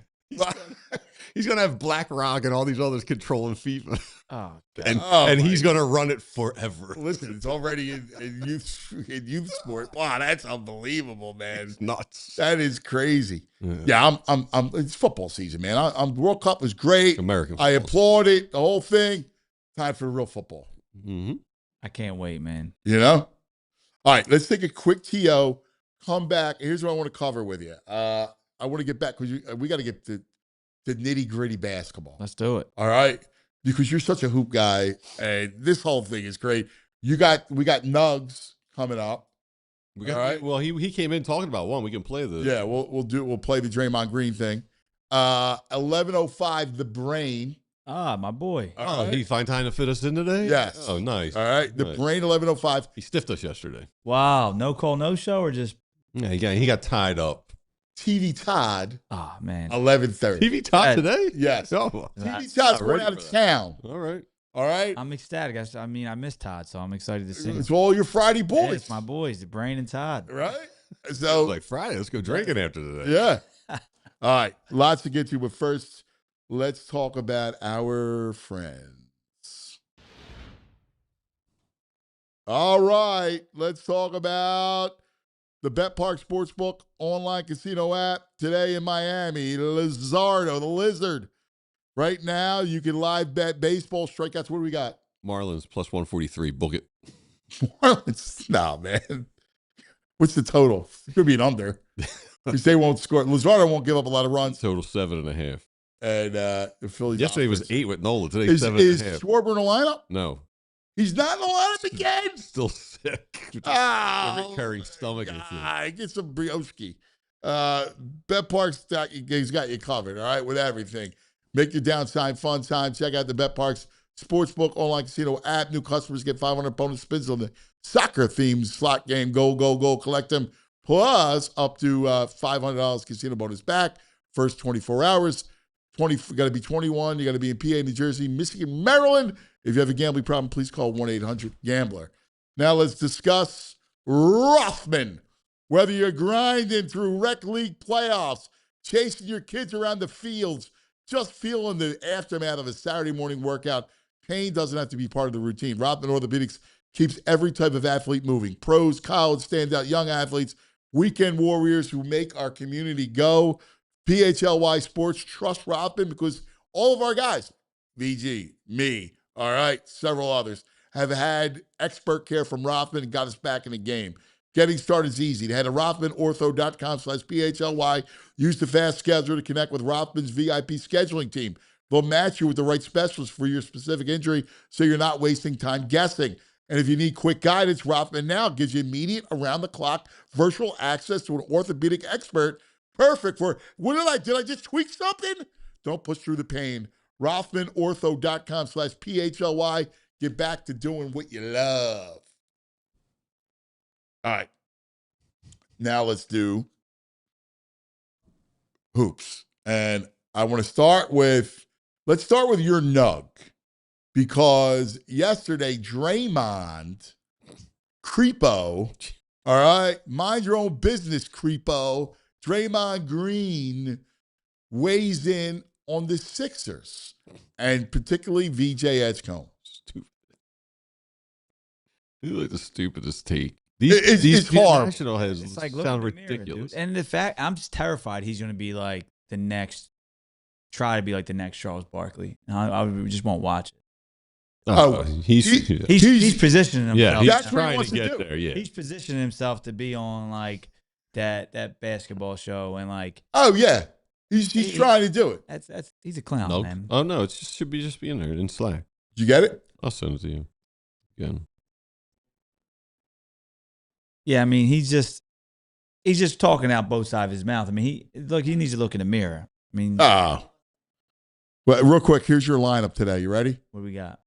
Trey Turner, Bryson Stott hitting second, Okay, Harper, all right. Bohm, Realmuto, JT Realmuto, Marsh, De La Cruz, Crawford, Sosa. 200 on the Marlins. Oh, that's ugly. That guy De La Cruz is in there. He's got some life lately. Yeah. Nah, Phil's won today. You think so? Listen, yeah, they won today. Did Marsh get a hit? He's been dead. I mean, this is him every year. Though. Like everyone talks about like these stretches he has, but when he dies, he dies. He died dead. He has a month where he bats 8.9. He doesn't even bat 100. It's like Yes. I can't with him, and I understand everyone's trying to wave, but we've seen this movie before. Oh, where yeah. he's on fire for 6 weeks, 8 weeks. Yes. And just crashes. We just need another 3 or 4 days Yes. till the deadline. He just needs to go hot this weekend. Yeah. Move him. I would love to move him. Oh, yeah, for sure. I would. I would love to move him. Yeah, I mean, I think it would be big if you can move him. agreed. There's Draymond. All right, here's Draymond. Edgecombe, you now got to guard the number one best guard. Like every night, that's your responsibility. So, that's going to require some sacrifice. That's going to require some buy-in from a young fella. Young fella had a great rookie year. He coming back into his second year thinking like, yo, this is my chance to take that jump. He kind of the fifth option. I think when you look at the biggest losers in this situation, it's arguably VJ Edgecombe. If I'm VJ Edgecombe's agent, I'm not sure I'm happy with the summer that the 76ers have had. If I'm just VJ Edgecombe's agent, because this could affect a lot for VJ Edgecombe. Like you go from being sometimes the second option when Embiid was out to sometimes being the fifth option. It's a big, big, big difference. I don't know if y'all understand like how big of a difference that is. So I think the person who's going to have to figure the most out is VJ Edgecombe. He's still aspiring. He still want to be great. He still want to be an all-star. This ain't really set up for him to do that. So he's going to have some figuring out to do. And I think this team is going to have some figuring out to do. It's not just like, all right, everything's good as go. No, you got to make some stuff work. You got to move some stuff around. You're going to have to figure some stuff out. You're going to have to put a good system into place. So, love the moves. Love the roster. Sometimes so much talent and so many pieces can be a problem. You have to figure it all out. But needless to say, I don't think it's that much talent, but they do have some figuring out to do. I think they definitely got some figuring out to do.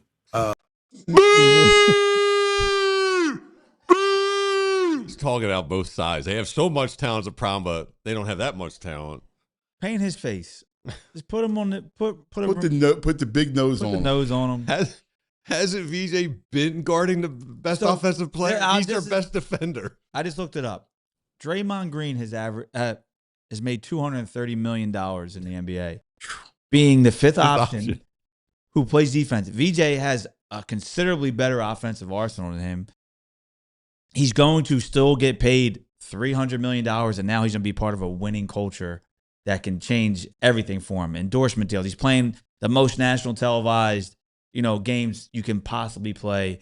He's going to guard the best player, and he's also never going to be guarded. Right. He's going to run the floor and catch oops. He's going to have a phenomenal runway now. And these just haters come out of nowhere to try to make something, to try to tear down what we've built. It's like, yo, dude, look in the mirror. You made $230 million. I don't know how much did he average a game in his career? I mean, he's got to be averaging 9 points a game. Yeah. 230. Yeah.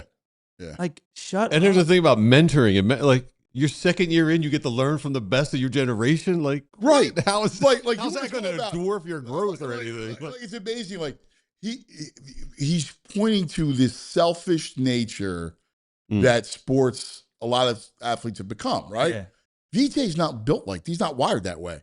He comes from a very he comes from meager existence. Yeah. Right, on the island. Sure. Right. So this whole thing is a blessing and a gift. He played the game, did whatever he was asked to do. That's how the kid's wired. He's wired to play defense. And what VG said is right. The idea that you get to learn from LeBron James and you get to be around him every day to be a sponge, not to mention, Maxey and Jaylen Brown, as nuts as he is, he's a hell of a ball player. Like, You're getting to play with this, and you have a chance to win. Right. Like, would you rather be on Washington and go score 25 a night and play meaningless games? Yeah. Because it's AAU?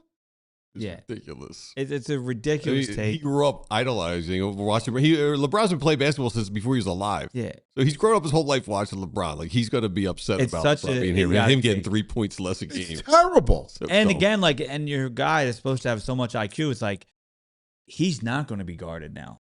No. Right. Like, he's going to get whatever he wants offensively. Mm-hmm. And he might be our lead scorer some games because you have the highest IQ guy on the court. They're going to feed you the ball, dude. Like, yeah, it's just a dumb take.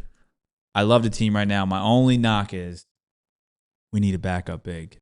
Yes. I'm seeing these Ben Simmons-ass videos of Bonus shooting threes. Yeah. I got that video out. I know.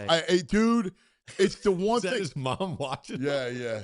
The form's all goofy. The form is horrible. It was Ben Simmons 2.0. And guess what? They weren't even showing him going in. They were showing him taking them. Yeah. I saw a couple go. Yeah. I mean, look, Bona. Like, work on your positioning or rebounds and stuff. Look, athletic, floor awareness. new to the game. He's about as bright as this table right here, this dude. I mean, no. His IQ is horrible. It's a bad. He doesn't know how he sets an illegal screen 80% of the time. No, he fouls. Look at his fouls. His fouls are nonsensical. He can't position his stand body for rebounds. So this is what I've read about. So now we have an open roster spot, but because of where we are, we have to wait to sign that open roster spot until December. Well, you see rumors out there. Drew, I know. Holiday. Come on, man. Don't get me. Don't get me excited. I mean, you want to talk about winning points? The perfect guy off the bench, right? All right, like who plays defense? Yeah, who could actually be winner? A stone winner? Yeah, bring it back to where it all began. Yeah. Right? Drew comes home. I mean, I saw a lot of that. I was like, I don't want to get my hopes up. Right, right. It would be unbelievable, and then we do need a backup big. Yeah, like the one thing was funny because Toc was like, "Did they get DeRozan?" I know. I was like, "What's he here?" Yeah. Well, there was a post yesterday that said Drew, DeRozan, and Clay all buyout options. Yeah. For the Sixers. Yeah. That they want to. I would not. I don't like. I mean, I like DeRozan for what he is, but I don't think we got too much. We got enough scoring on the bench. Too much. We got Simons. We got Philon. We got KCP. We got Wade. Like, I love that unit with a really good center. Because by the way, you're always going to have either Brown or Maxey on the floor. Well, that's what I was getting to. And like, I like those guys that's shooting around Brown or Maxey, and they'll be with that unit a lot. Right. They'll be the guys that overlap with that unit because there's a lot of shooting on the floor. And Brown and Maxey are going to draw so much double teams. Like, I love that spacing with Wade, you know, Simons, Phyline, like that KCP. Like, KCP is a shooter, man. Like, people forget. Like, he's been vital. I don't care how old he is. He can still shoot the ball. And he defends. He's a smart, willing defender. Him and Wade are both really, like, willing and IQ defenders. Right. That will really, you know, solidify that second unit. The one weakness I see right now. Give you some time at the 5. You're a small 5, and you're not down with Huck Porty. I think he's like Bona 2.0. I think Well, he might be a little better. Yeah. I mean, I think he's better.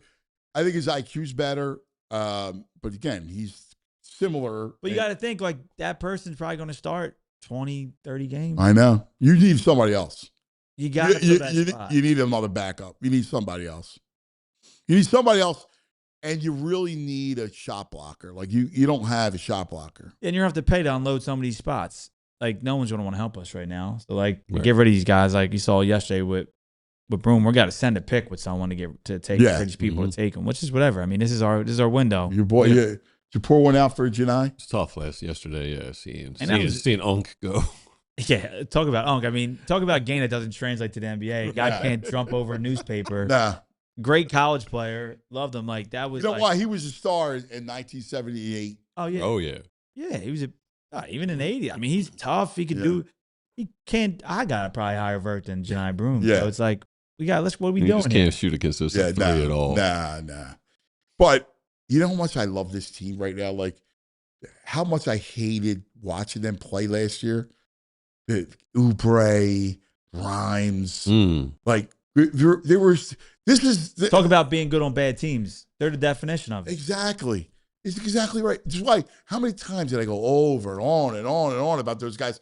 Because they were losers. Yeah. I mean, like, listen, I'm a nice guy, whatever. I'm not trying to be mean, but they come from losing environments. Yeah. And quite frankly, that's kind of what we saw for this franchise. Yeah. And the price that you paid for losing. Crazy. During the process, it almost seeped into the building. Yeah, I mean, being around a little bit and having, some connections inside the organization, like, when we were tanking, they just let Ben and Joe do whatever they wanted. No one held them accountable. No. And then Brett, I think, was actually a good basketball mind. It's just, but like, you can't turn off that, this is a fun house now it's serious to lock in. Yeah, no. And we never were able to get that. Like, it's cancer, right? It just grows when you don't want to have, the good, good characteristics and good traits and, showing up every day and having everyone hold to a certain standard and that culture in the building. So the process works to an extent. Like, if you do it like the Spurs did, where they didn't sacrifice their morals and they just kind of rested guys opposed to having to be a fun house. They still tried playing basketball the right way and held everyone to a standard. That was our flaw in our process. Dude, you're so right. Now, the problem was, too, like, you had the confluence of the NBA. So the NBA was never, oh, my God, the players are untouched. Like, they don't speak to the media. Like, they have to bring them out to the podium.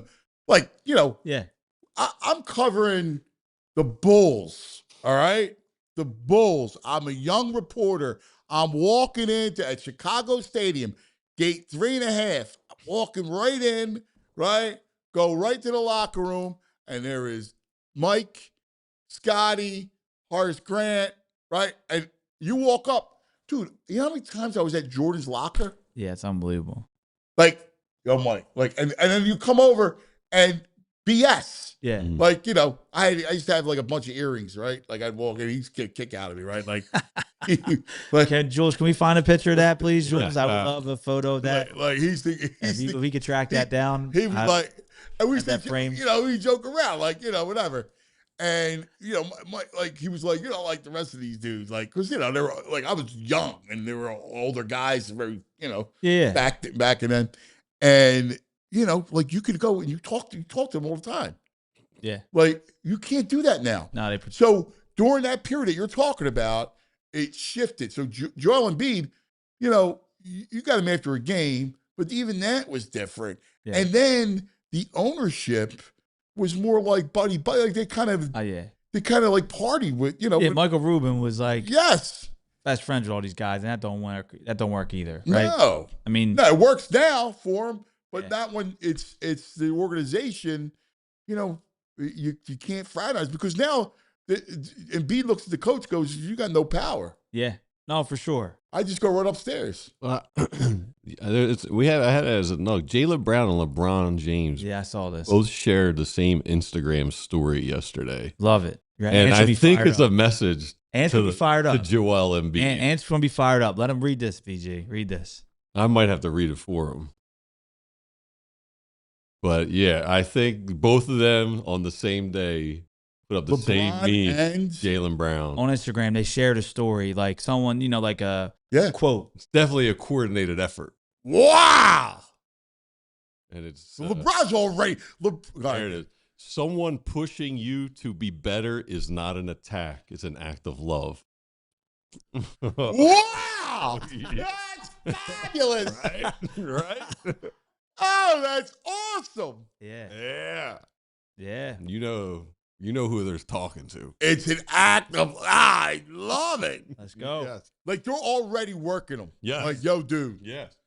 fall in, man. Yes. it. We're at Let's the gym go. at 5 a.m. Where you at? We're winning. Yeah. I told you Maxie's already a 5 a.m. guy. VJ's a 5 a.m. guy. LeBron is. I don't know about JB, but yo, Joel, come on, man. Yeah. Join the party. Join the party. Yeah.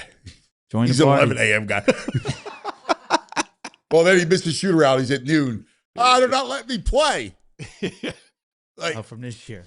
Yeah. come on, bro. Yeah. You're like, you gotta get buttoned up this year. Mm-hmm. Oh, yeah. I I mean, think What that's the they're gonna hold message. him- they're going to hold him to the fire. And, I think again, I talk about, I don't know if this is good now, but in schools, I say, there's always going to be kids that kind of push the boundaries, but when there's so many other good kids around them, they fall in the Yes. when they're outnumbered. When it's 60, 40, 50, 50, they can corrupt the school. Can Oh, corrupt. yeah.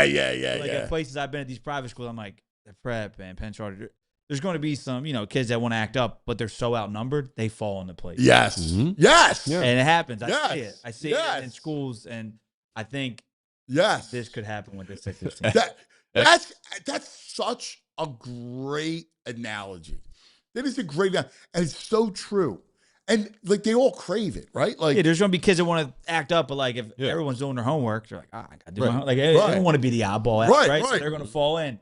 But if half the class is going to laugh and encourage it, or Yeah. a couple other kids, then all right, I'm going to act up, right? So at these schools, I always feel like I was trying to explain the dynamic of the culture. I'm like, well, it's hard. It's really even hard to act up, even if that's your intent. yes. And if he's the vet who's been here the longest, he kind of dictates the culture. Now you bring in 2 world champs and man. the GOAT, they can change. So the look, culture. Maxie had his camp at Penn Charter August 8th. So I'm going to try to get the school. Let's boys. go. Hoping LBJ might make an appearance. We'll see, Yeah. X Man 3333 says Embiid's going to be requesting a trade. I mean, no, Where's Ben Simmons? He I want falls to in. play with Ben. He falls in. I think Joel falls in. I think he buys in. This is it's going to be a special year, man. I really feel it. Play the song, man. Play the song. Rob, that's going to be amazing. Asking Embiid to be responsible is like asking a dope fiend to be clean. Wow. Hey, there's rehab services. Yeah. Our Yeah. rehab service. Let's go. LeBron Rehab. service. LeBron rehab. We'll get Bundy to help him out. Let's go. Oh, hold on. So listen, I was out. I had some guys come up to me, and they were asking me about Ben and when our school is going Oh, on. I thought you were saying Ben Simmons. Oh, Ben. Yeah, and I Social forgot. media. And they know of the Eagles Sundays at Bobby T's. They're like, you should bring him. And I'm like, the Poor Mission Pub. And I was like, we need to work towards that. We can't just. Oh, dude. But- bringing him to the Port So Richmond my pub. thing is, should I do it once early on without any Yeah, teaching? yeah. Shock. Have Shock him. a starting You do point. 2 Yes. preseason games? We do maybe a game early on. We get them there without any instruction, and then we work off of that. that's We good. get a baseline. That's Yeah, good. yeah. We So- just throw them into the wolves. I think that's smart. We need to do it like, Like, bar could you- rescue. We need cameras so we can watch it. Could you imagine when he walks in, Jules is Hey, behind his bar. he'll be like all shy, and then he'll be so nervous. When he's nervous, he laughs, right? So somebody will have like a joker, and he'll go, Yeah. That's just going to draw more attention to him. right? Yeah. Yeah. And then they'll start going. They'll start. zinging. Oh, Zingers man. start flying. Yeah. So Classic. yeah, someone came up to me like, "What's up with Project Ben?" And I'm like, "What? Like, what are you talking Yeah, about?" Project like, Ben. I thought we were. Yeah, we'll do a Ben rescue. We'll do Yeah. cameras everywhere so we can monitor it. We'll sit in a van monitoring it. I love that. Then you have to go in and save them. Yeah. All right, I got to get in and save the kid. Yeah. Pull them out. Shut it down now. We're going to lose them. Oh man. That's all we got to do it. Oh man. All right, let's take a quick TO. Classic. Save Ben. Project Ben. Project Ben. When I want a sports project, I go to Dick's Sporting Goods. All right. And I cannot wait or do to go do it because Mosco's like, I need my cleats.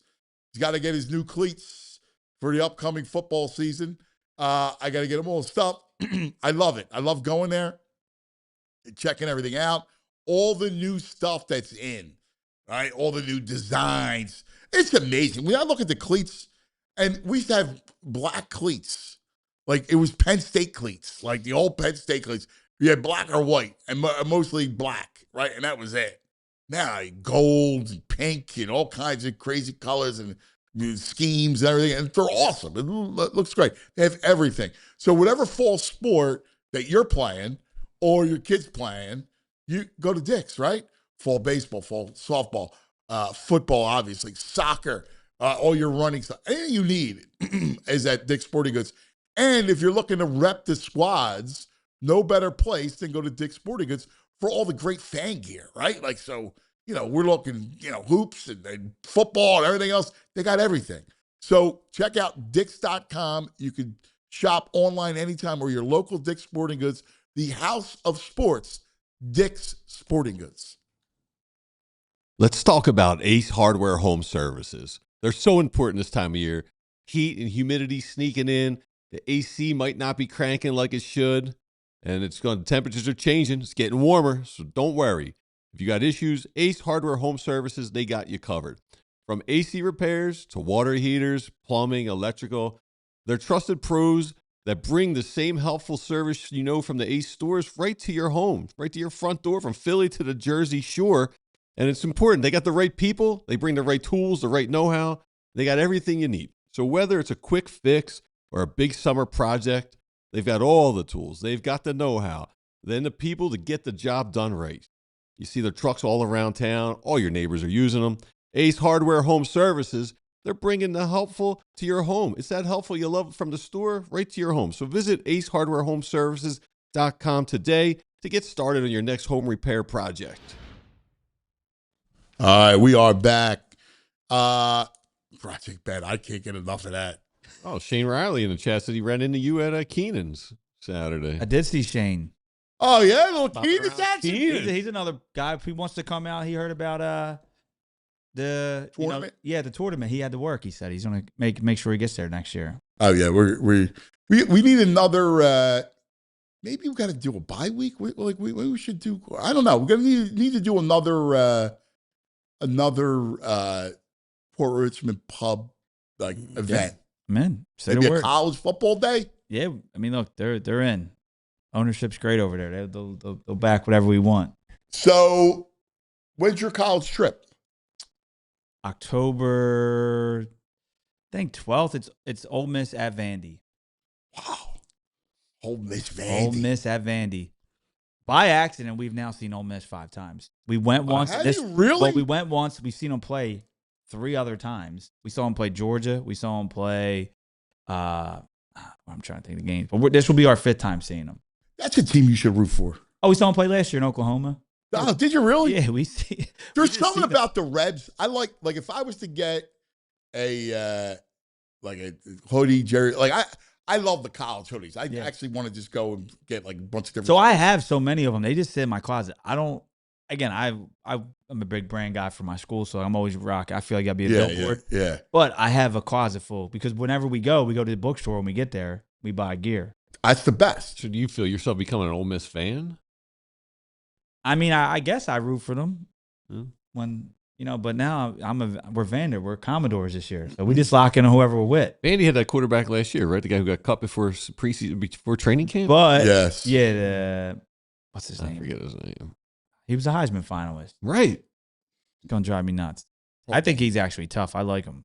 He's like, tough. what's his problem? Is he like But did 5'9", 5'10"? Yeah, he's 5'5" little. and a half. He's Yeah. little. Oh my god, dude. It's weird to cut. Diego Diego. Pavia. Yeah. Pavia. It's weird cut. But they have the training number one high school recruit in the country, quarterback, flipped from Georgia to Vandy, so he should be starting for them. camp. Okay. What? I was going to ask you. Do you have like Ole Miss stuff? Like, do you have it? Oh yeah, I have Ole Miss stuff, but we'll be rocking Do you root for the home team? Whoever team. Yeah, Always. You got it. Got it. Yeah, we just You got to blend in join and the be part of party. it. Yeah, join the party. Yeah, I mean that's what we're going for. We're going for a party. Yeah. So I mean, No, that's awesome. I freaking love that. yeah, you and Chuck got to get together because with your connections and knowledge of it, he has a platform. I think it could grow where people want to just go book through it and like create it, an experience. I'm going to where get you him. show up. in fact, If you and him linked up together, Yeah.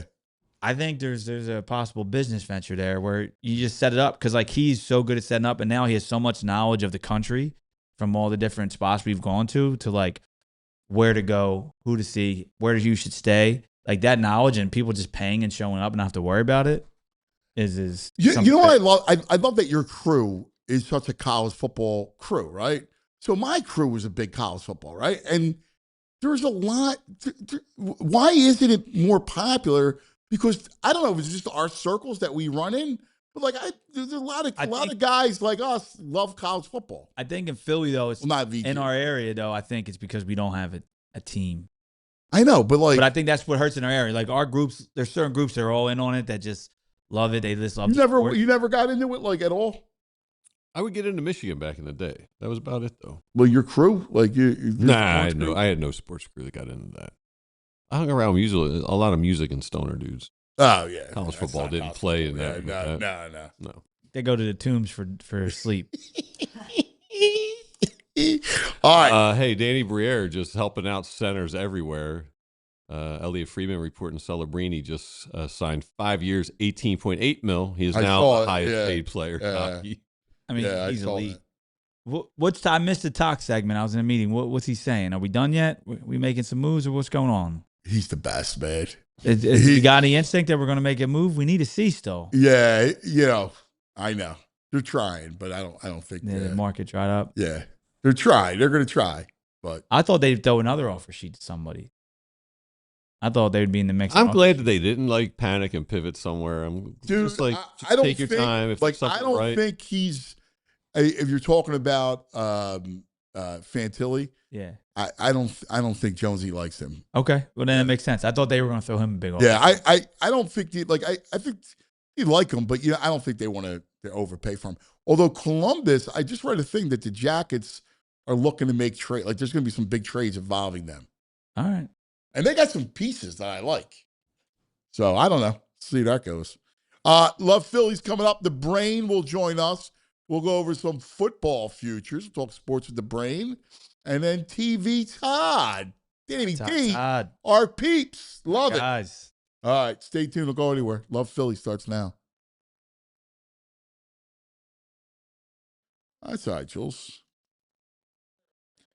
We might have a Jimothy update too. New Jimothy. A Jimothy update? Maybe. Wow.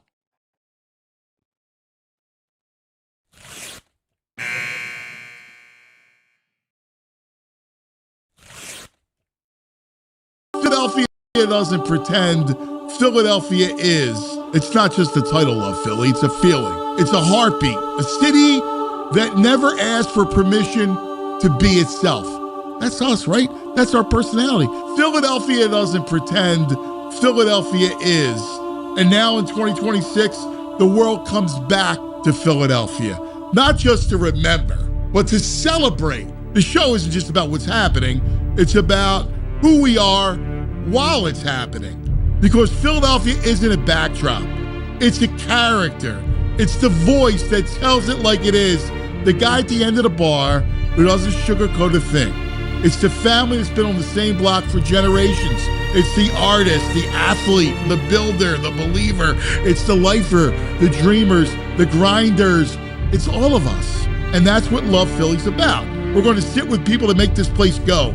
The ones who built it, the ones carrying it, the ones pushing it forward. The legends who left their mark. Not just the championships, not just the headlines, but the moments in between. The way the city shows up for itself, the way it refuses to be anything other than real. And through it all, we're going to remind ourselves and show the world what Philadelphia is. It's not just a stereotype. It's not a punchline. It's a foundation. It's a force. It's a city that gave birth to a nation and never stopped building. So as the country turns 250 and the spotlight finds Philadelphia again, this is our moment to tell the story the right way. Not polished, not filtered, real, authentic, proud. Because this city just doesn't rise to the occasion. It defines it. This is Love Philly.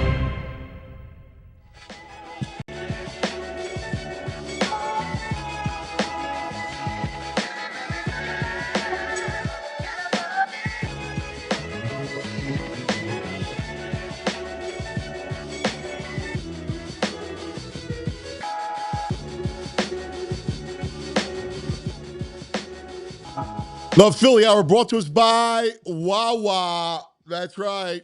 We love Wawa. Wawa loves Philly, and then you know we love our Wawa. There it is, baby. Love Philly. Boys, man, I can't believe we're here. Can I just tell you for 1 second, I'm happy because football is here. I love August. I'm a fan of Agosto. I love August. I love August because August begets September. Let's go. You know, I'm out of July. Out. I don't like July, All-Star break, right? Like there's nothing. It's just a lot of bad ancillary sports. Is that the least favorite month? February. I was gonna say February. February's my worst You month. get the Super Bowl. In Yeah, February, but he comes though. down, he crashes hard. I hate the Super Bowl. Oh, that's right. He does hate the Super Bowl. I don't like the Super Bowl. I He mean, I crashes love hard. He crashes at football. Yeah, Sunday. I dread February. Hmm. It's by far That's the your worst. birthday month? Yes, Wow. I dread it. It's by far the worst month. July's second worst month. Okay. All right, He hates 4th of July. I do. I don't like any of it. I don't like, What's the He reason hates behind that? America and freedom. No, I love American freedom. I don't like the holidays. 1,000 degrees outside. I got nothing to do. All right? Yeah. There's nothing to do. I'm not going to come down the shore with you. Well, I'm saying On next July year, why don't 4th. we He hates change it? grilling. We'll come down and listen, bro. We got that. My house is an igloo down there. I got brand new HVAC system. We keep that place at 65 crisp. We're coming down. In fact, Yeah, well, I got dates for you. yeah, Danny D invited the family to come down. Nice. So we're going to come down over to Danny D house. Nice. Drive around the island, the golf cart. That will be absolutely hysterical. What island you on? I'm in Wildwood. Oh, guy. You got a golf cart down there? Yeah, man. I'm a bay. I'm back by the bay. All right. And look, you park your car and you don't drive it. You just because it's so convenient. You just drive around. There's legals that are driving the street? Yeah, they go to and you can't speed. They top out 25. 25 mile an hour. I know, but speed they limit. like you driving like. You need a license plate. It's lifted. It's not like a little rinky dink one. All right. Course, All VG. right. All right. We got, It's legit, man. that guy. We got the CarPlay inside. You know, you can see if you need to know where you're going. That's fabulous. I swear to God, man. I swear you. I don't want to give them a plug. They didn't give me that big of a discount. So I'm telling where we got it from, but All right, let's welcome back an old friend. Is he here? Let's welcome back our old friend. It's been over a month since we last spoke to this man. Mm. He's been across the world, all over Asia, and wow. you name it. Bali. But he's back. That's right. Football's back, and so is the brain. Is he talking to some You doing monks a, over there, trying to get some inside scoops on betting patterns? What's he doing over there? He's- Honeymoon. Honeymoon. Yeah. Red, the brain finder. Hey, there he is. Look at the big brain on Brad. What's up? Refreshed. How are you, man? Great to see you guys. What do you say, buddy? Good to And see first of you, all, I got to Brain. just say, I agree with your power ratings on the months. February and July are my least favorite 2 months also, Anthony. There you go. See that? That's it. See that, Like buddy? literally, I hand on the Bible. They're my February because like football's ending and I get Yes. very ornery and upset. And July because it's so hot and like it's kind of just like I don't like it when it's blatantly hot out. And it's like, look, there's football's still not quite around the corner yet. And I'm kind of like There's no man's sports. land. Let's be real. Yeah, There's no exactly. sports. I mean, exactly. like we love baseball and it's great, but if it's just baseball, it gets monotonous. And I'm not I agree. like the boys are tennis guys. They love their tennis tournaments. At least we had the World Cup this year, so it was a little bit. Although that was Well, you were traveling though. Yeah, you weren't watching World Cup. I was not. I was following it though, like you wouldn't believe. But because I love the World Cup, but it's normal you don't have that obviously. But yeah, July is probably those are my least two. I would say. And by the way, I have to say this: driving right now, and again, I've been out of the country since 1902, so I see a sign on the highway. I'm here for Wawa. So what do I have to do? I'm like, Wawa in Florida. I get so excited. So I pull over, get my like Wawa fix in. And yeah, I mean, and I saw you just that, the show's sponsored by Wawa. Got to say, like Victor Kayam said, he liked the company so much he bought it. I love Wawa so much, I would buy one of them. There you go. Wawa. There you go. So Yeah. we haven't spoken other I than know. text. LeBron and the reshapes. Here's the thing: you're a pro bettor, and it's your job. But the one team that you love more than any other team Sixers. is the Sixers.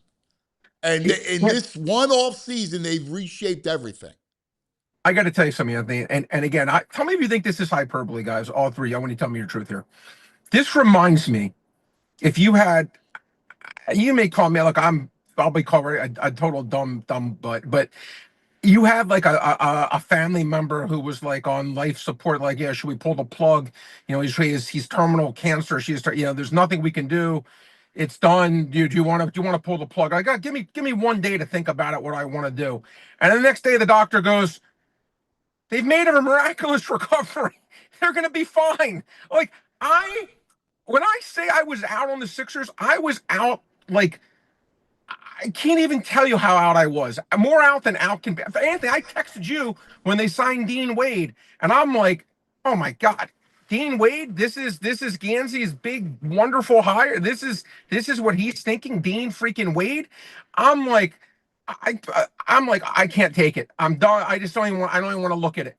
And then Brad Stevens gives a lifeline of all lifelines. You know what's funny?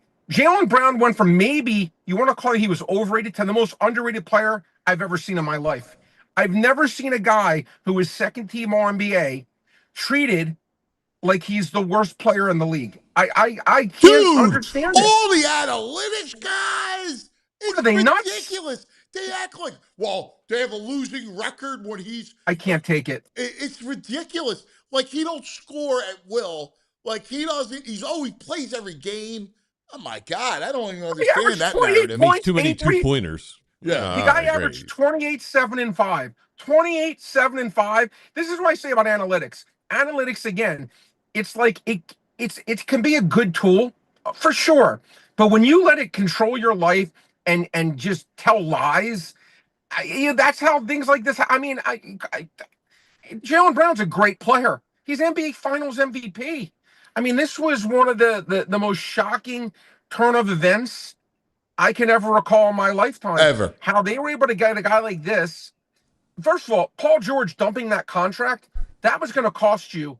They didn't give up 2 first-round picks because that was going to cost you at least one first-round pick. Totally. They basically did they changed the entire franchise around. Again, you want to call it luck, whatever you want to call it. I have never been, I'll be honest, Anthony, this is the most excited maybe I've ever been for any season for the Sixers. You know what I don't hear about? I can see that. I mean, barring Moses, like that was okay. Moses was number one. We were You're children. Right. Okay, we were you little kids. So yeah, that was my number like, one. oh my God, we got Moses, right? We were kids. Yeah, Moses was number one. But You're right. Moses was this number is one. more than any of it. And like other than that, this is number 2. Mm-hmm. But the team was done, Anthony. This team was like, yeah, you had VJ and you had Maxey, but this team was like, you look, what are you gonna? I mean, it was just you were like, maybe they go 44-38 and whatever, And they Now you're were cooked for thinking, 3 years. We imagined they were going to be cooked for 3 years. you're right. Brain, you know what I never hear when they always say You're Jaylen Brown, the record with Jaylen Brown on the bench? No one's ever broken down the winning percentage of the teams they played in those games. Maybe they were dog teams, and he's like, I'll sit this one out because this team stinks, and you don't even need me. So maybe the record's great when he sits out because they're playing junk teams. No one's ever broken it down. Again, as I keep saying, analytics to me, this is, again, you want to say he was maybe slightly overrated and maybe he wasn't a top 5 NBA player. Oh, okay, I'll go there. But the way he's been talked about in some of these articles, I'm sure you guys have read all of them, all 3 of you, like they make him seem like he was trash. And if I was like he's him, Markelle Fultz out there. Right. Yeah. I would be literally, I hate when people always say, oh, no one gave us a chance when they're like a 3-point underdog in a game. Like, no one gave you a chance. You're supposed to win the game like 45% of the time. People gave you plenty chance. But Jaylen Brown, the stuff people have been saying about him, this is one of the rare cases I'll say, I can see why this guy would be very PO'd because they're talking to him like all of his accomplishments were fake. Like they were, no, because of this, and this. I give it no validity. And I absolutely think that this was the biggest resuscitation of any team that I can ever recall. Because again, this team was in. No one had any interest. There was nothing to say. They were going to be. Brain, like 5 weeks ago, we went through the whole league. We had them as a bottom 4 or 5 team in the league. That's like that's 5 weeks ago. This changed. I've never seen. Again, Brad Stevens literally he gave him a miracle drug cure, and said, you know what, take this pill, you'll be fine. And then look, the LeBron thing. And again, I've heard people, guys, which is absolutely beyond shocking to me.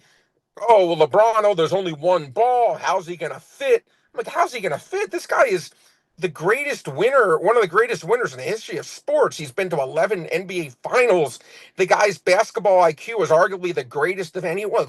Whether you want to say he's better than Michael Jordan, okay, right. Maybe he's not. But his basketball acumen, basketball IQ, I would put up there with anyone in the history of the sport.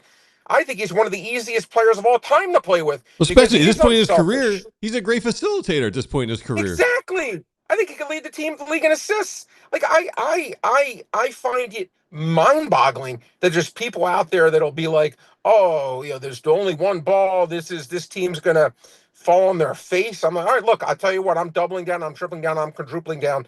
Rub it in my face if I'm wrong. This team should be not good, but great. Again, by the way, I'll say that if Embiid plays 20 games this year, I think this team wins 50 games. So you if like Embiid plays nothing. Because Vegas has got the over-unders 50.5. 50.5. Yeah, I think they go over. I really do. I think they're going to be a. So I do. I think they're going to be a freight train. I like it. I think they do. I think I do like the over. I can understand because there's going to be a filling out process like anything. It's going to take. I think the early months they might be a 500 team. They might start off like the Heat that one year when the Heat first started. Oh no, dude! I think they come out blazing. I hope so. Look, it's. I think what people are not thinking about, like, and you kind of alluded to, LeBron James is a pass first guy always. He's a brilliant 100%. Basketball mind. He's going to be a facilitator. Like, I think I don't know what the amount of games you need to play to lead the league in assist. I think there's a good chance he can lead the league in assist. And that's what makes it work, that people are like, there's only one ball. I'm like, guys, this dude came to win. You think he's coming here to score 30? Right. He's going to average 18 and 12. Like, what are you talking about? Like, it makes no sense. And he dramatically helps their rebounding. Yeah. That rebounding was atrocious last year. And we're going to get out and run. Him, Jaylen Brown, and Maxey led the league in transition baskets last year. Like, they were 1, 2, and 3. They're going to get – when you have an elite player like that rebounding, it's just the floor is wide open. Like, Maxey run the wing. You got Edgecombe. You got Brown. Like, we're going to get out and run, and it's going to be very exciting. But, yeah, I mean, Brain, I was telling them before the show, I was out too. Me and my buddies have had season tickets for 13 years. We I had gave him him for up. 25. Yeah. We gave him up. He gave him up this year. And then we almost came back in when they got Brown this year. Well, we gave him up after the playoffs. Like, we were like, they're like, you got to re-up. And we were like, we had enough. Like, we had enough. Now, I get it. one of And the worst listen, financial decisions I of my get it. life, Brain. Yeah, because right now this will be. I mean, I would think they would sell out every single game. This The will be preseason like, tickets are like $500 right now to get in. yeah, I believe it. preseason. No, They said the I- average price of it's- ticket went from, for the opener was like $68. It's like $270 now for like the lowest I- level ticket. I believe it. And again, like to me, again, this was a team, as I said, was on life support. They barely had a pulse. And I've never, again, I want you guys to think about this in any sport that you can recall. I'll give you any, tell me. I'd like to know. I guess when the Heat got Bosch and LeBron 20 years or 15 years ago, whatever it was. But I don't remember a team that just seemed like this you were out on, and then just boom, by this, just, they get this miracle to happen where they get a second team All NBA player and, LeBron James, where now you're like, wow, this team is probably on paper the most talented team in the entire league. So again, I think it's just an incredible. And, Yeah. and for what it how does for like worked after out. beyond this 1 or 2 years, the way he's going to educate Maxey and VJ how to play Everything. the game. I mean, Everything. Brown and Max are in their prime. Yeah. Like, you talk about, like, they're going to be able to score and will. and play at like, yes. Like, Yeah. people go, well, they're not going to be good defensively. All right. Like, Okay. LeBron James So thinks they what? can score 140 a night. yeah. Yeah. Were the Phoenix Suns good defensively when and when they were winning 58 games a year? I mean, you don't necessarily have to be great defensively, and because if you're the best offensive team, and again, like with the St. Louis Rams with Kurt Warner, were they great defensively when they went to 3 Super Bowl? Not necessarily, but they Right. were scoring 38 points a game. I think this team offensively should be brilliant, absolutely brilliant. I'll be extremely surprised. Again, I actually agree with VG on this one. I think they're going to come. Now, I know that the Heat started off slow that one year when they got Bosch and LeBron, but I think they're going to come out of the gates great. I could see them being like 17-3 That'd the be first amazing. 20. I think they're going to be like the best team in the regular Yeah, season. let's go, baby. I Yeah. agree. Hey, we got to I think they're gonna be terrific. Sit tight. Actually, I want you to be on the read because we have to tell people about Bet Parks. So let's do it. Jules. Yeah, let's stay on him because he's gonna give us plays for the Bet Parks commercial. All right. Love it. All right. Let's talk about the Bet Parks Sportsbook online casino app. The ambassador is here. All right, ambassador, what do you got today? Well, it's funny, Anthony.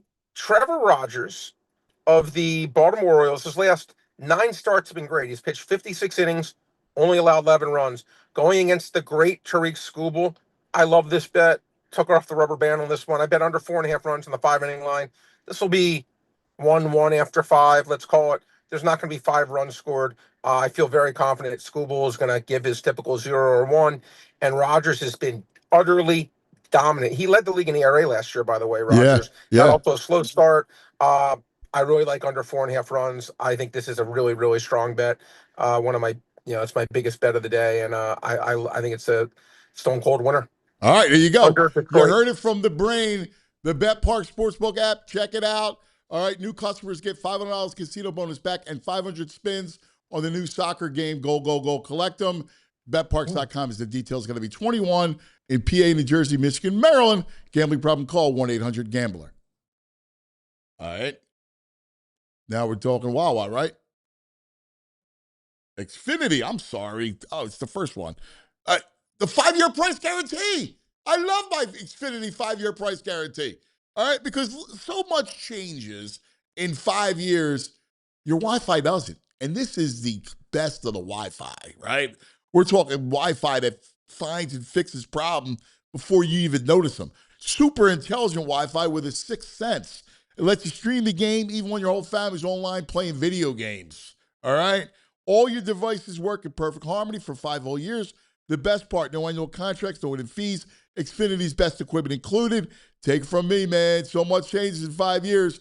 But your Wi-Fi should stay reliable, and that price should stay put. All right? Learn more at Xfinity.com. Lock in your price and unlock the possibilities with Xfinity. Xfinity, Imagine that. Select planes only. Restrictions apply. All right, back with the brain. What do you make? Let's go around the sports real quick. Baseball. What do you make of the sagging Phillies? You know, Anthony, it's funny. Baseball, it's such the God. What's the word I'm looking for? Like, it's such the marathon, not a sprint. Because the Phillies have been a God. How would I say it? It's like the ups and downs, right? They started off so bad, and then they were so good, and now it's been disappointing recently. But again, here's the thing. And look, I'm just keeping it honest here.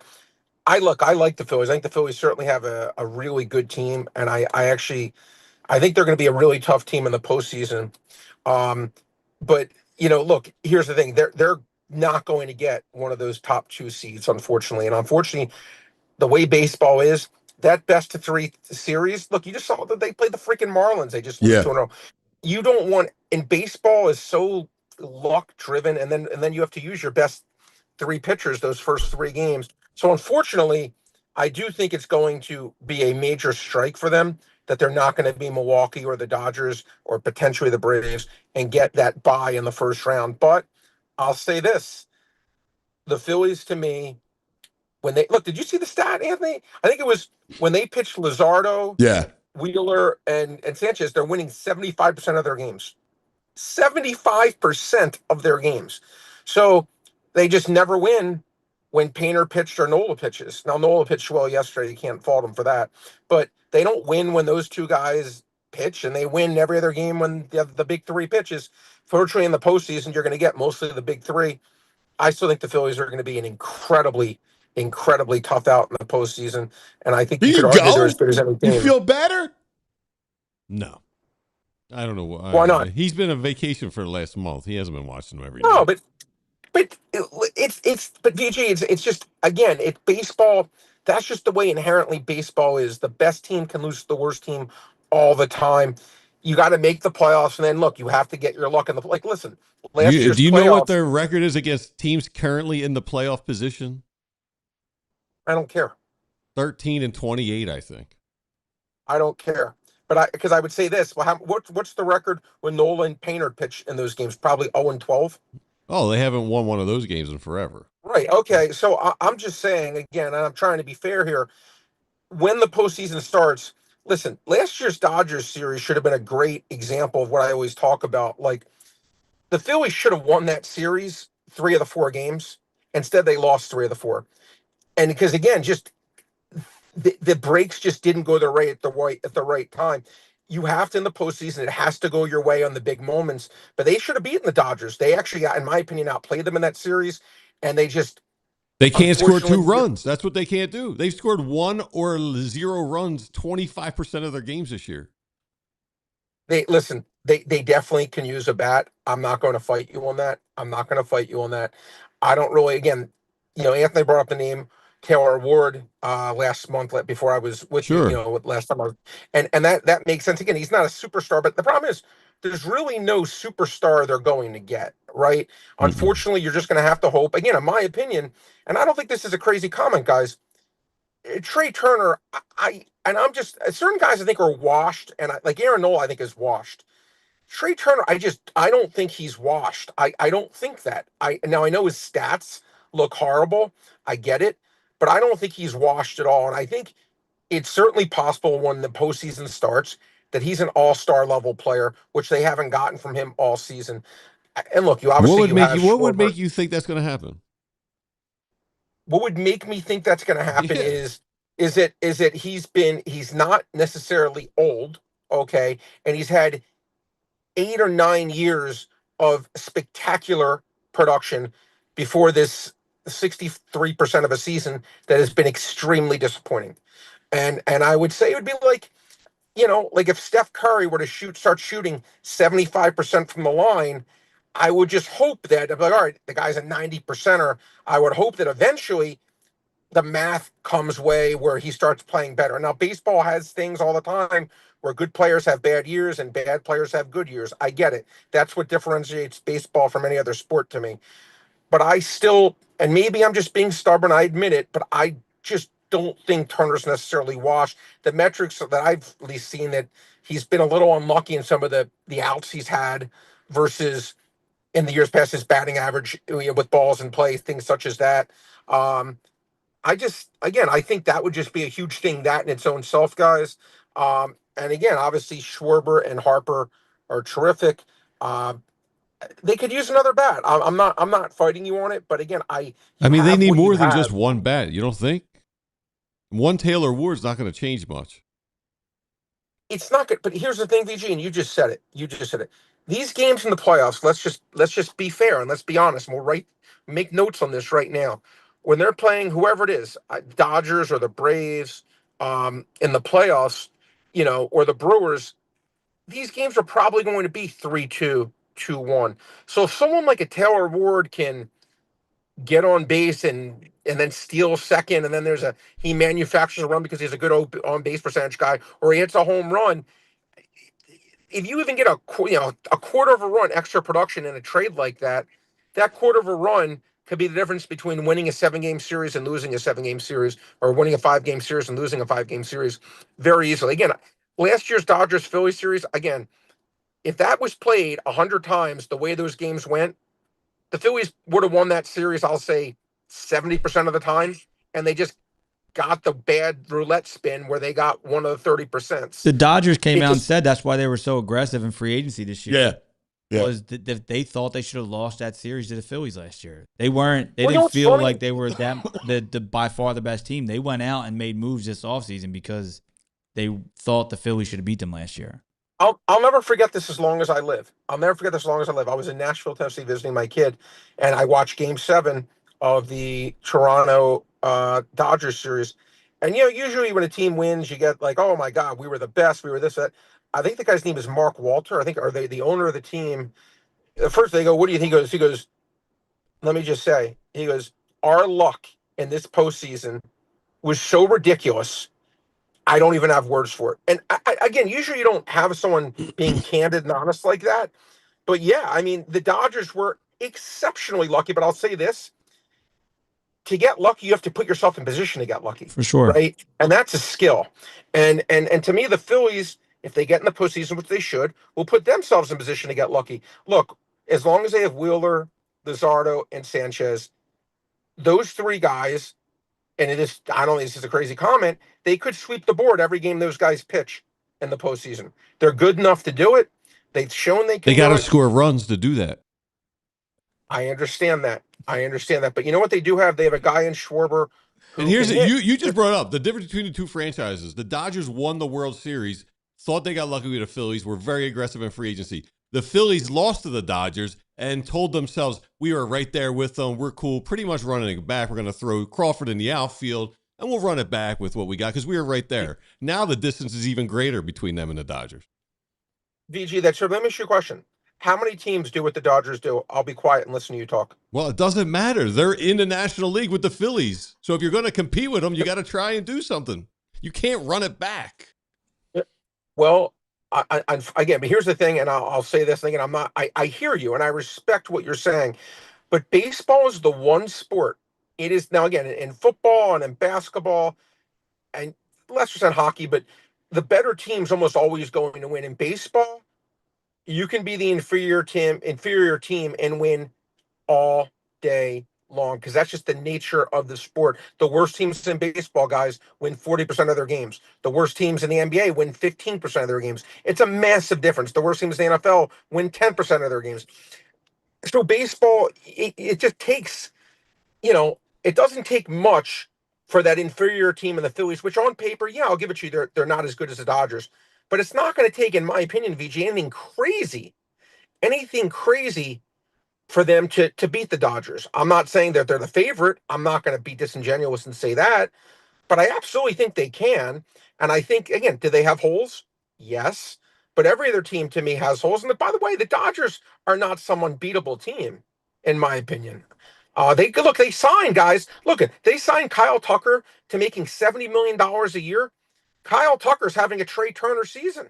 Look at his stats. He's hitting 230 with 7 home runs. They're still winning 63% of their games. The Phillies are last in on base percentage. In runs scored, there's only 4 or 5 teams with less runs scored than the Phillies. Their run differential is minus 13 for the season. Okay, but the fact that they're going to make the playoffs because they have how many Maybe. teams have Maybe. 3 pitchers don't make the playoffs? How many teams have 3 pitchers as good as the Phillies? The Dodgers. They just got smoked by the Dodgers. They didn't even face Ohtani, Yamamoto, Snell, Glasnow. Well, Snell and Glasnow are like hurt in the They're strange but supposed true to come category. back mid-August. Yeah. Look, the Dodgers are the favorite. I understand that, but who do you want them to get? I don't think they can get. I don't think they can get anyone this year. He wants the tank. I would sell. He was a seller, which is You crazy. sell? Yeah, I know. Take. Brain. Crazy take. Oh my God. It's the ridiculous. That's the dumbest Oh thing. my I know. God. It's hard. You had me until that. Like I was having Sell. a nice talk with Like you. no, a good debate. you're right, Mike. Like, by the way, like, what are you selling? Like, let's give him the floor. I told you what to sell. What? Marsh? What? Okay, what do you get for Marsh? Stott? What do you get for Stott? Duran? Let it go. Duran? Yeah. I think you're crazy. And then we Respectful. regroup. Hey, Brain. We got $80 million to spend in the offseason, Brain. and we regroup. Because you're going to get all those prospects for Marsh and Stott. Yeah, I mean, seriously, what does he think? You're shopping at Marshalls there. Stop it. He's getting you're not Gargano for Bryson Stott right I now. would love You're not Massimo getting- Gargano. you're not The way I getting- hear he's you're not adjusted his trading back Tariq plant School. foot, You're not he's getting- ready to go. You're not getting great premium stuff for that. You're just not. I see it I respectfully. mean, you keep very saying Taylor differently. Ward. Everybody wants Taylor Ward.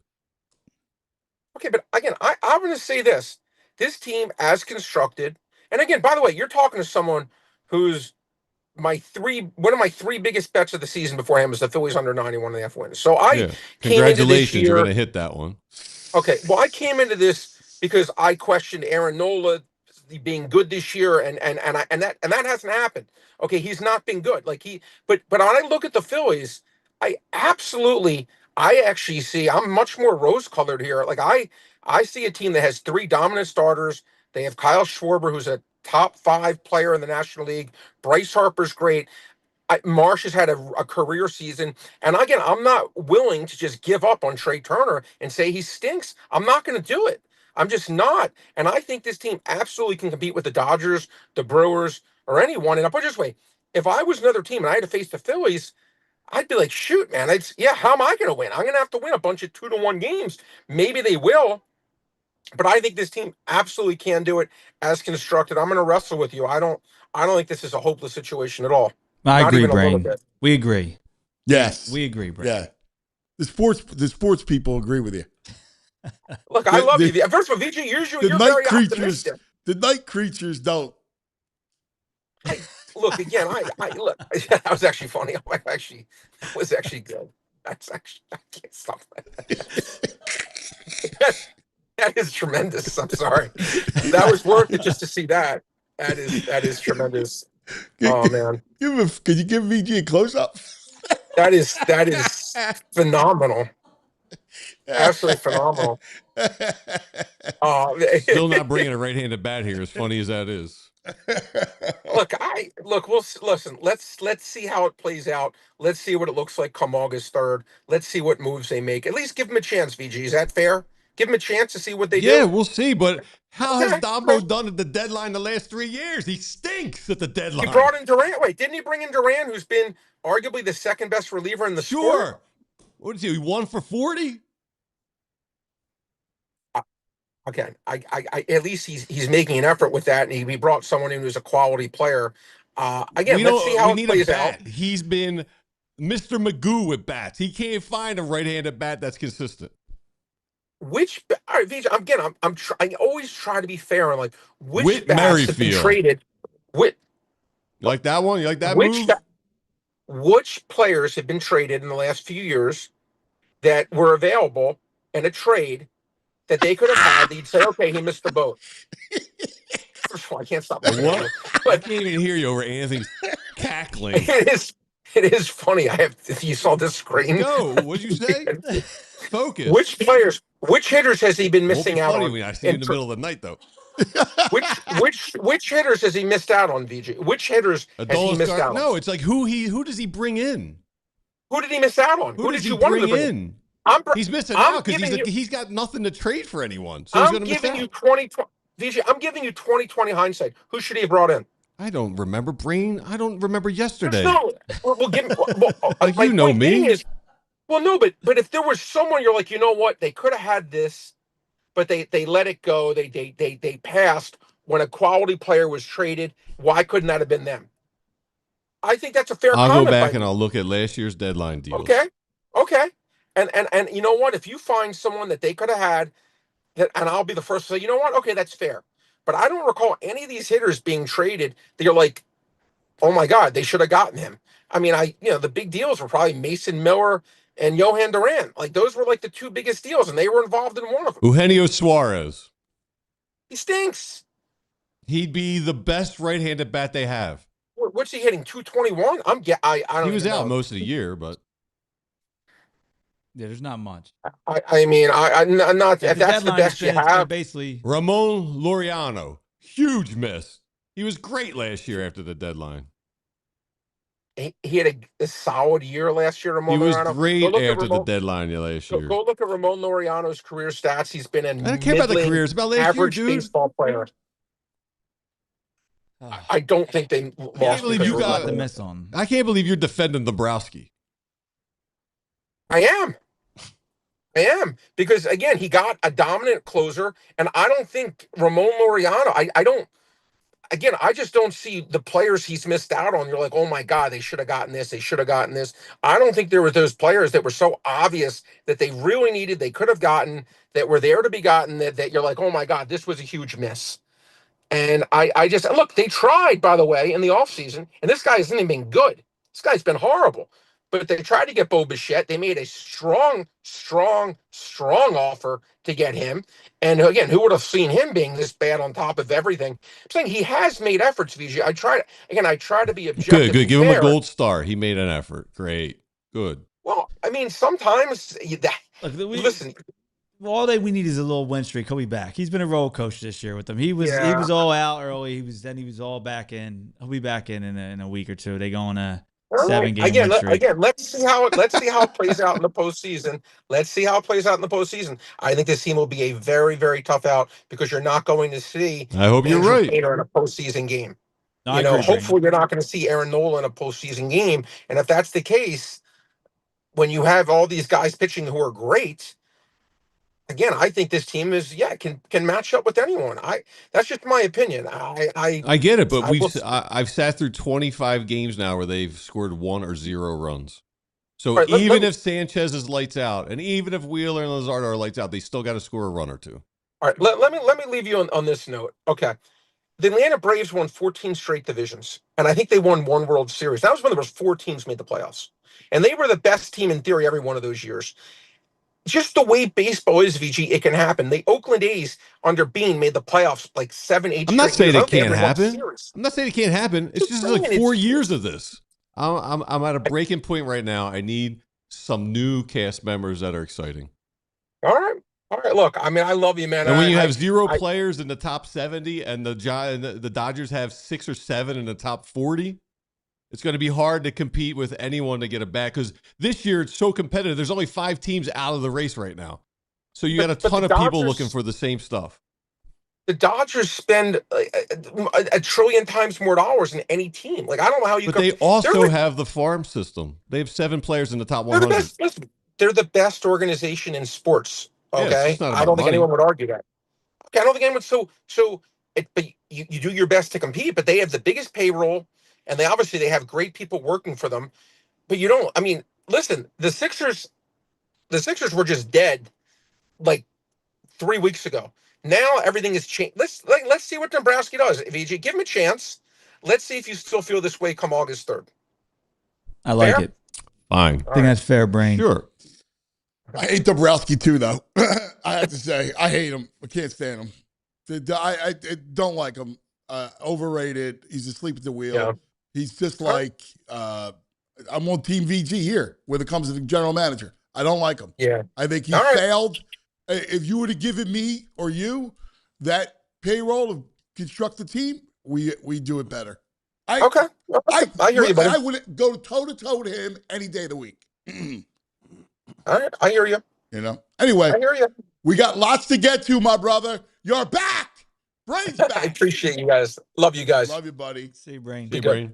Coming up, we go from people we love, from the brain to TV Todd. Danny D's pumped up.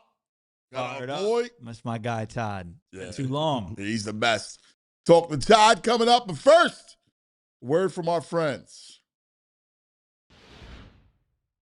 It's all about Dick's Sporting Goods, the house of sport. Nothing like Dick's Sporting Goods, right? So if you're going out and you're going to the game, you can check out their section for the squads. You want 4 for 4? They got walls of 4 for 4.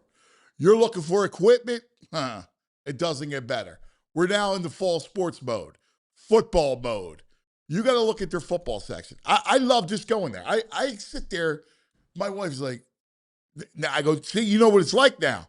While you're looking at dresses, I'm looking at mouth guards. There's all kinds of different mouth guards, cleats, all right? It's all the pads you want, the sleeves, everything. Whatever sport that you're playing in the fall or your kids are playing in the fall, Dick's Sporting Goods has it covered. Go by your local Dick's. Mine's at the Deptford Mall, or check them out, Dicks.com. Dick's Sporting Goods, fall sports start here. You know it's officially summer when Hoagie Fest comes back to Wawa. I got to ask you, what's your Wawa order? Mine, you know I'm going classic Italian. I love my Wawa hoagies. Hoagie Fest is back this year, bringing even more value to the table. Right now, you get a shorty hoagie, wrap, or chicken sandwich, plus a bag of Hers chips and a small fountain drink for $6. You're extra hungry? It's only $8 for a classic meal. Whether you're grabbing lunch between meetings, fueling up before a game, or making a quick stop on a summer road trip, it's an easy, delicious meal at a great price. You know, I love it. We stop on the way to baseball. Hoagie Fest, fuel up after, between games. Big flavor, great value, same Hoagie Fest energy we all know and love. But it's only here for a limited time, so get it while you can. Hoagie Fest is back at Wawa. Gotta have Wawa.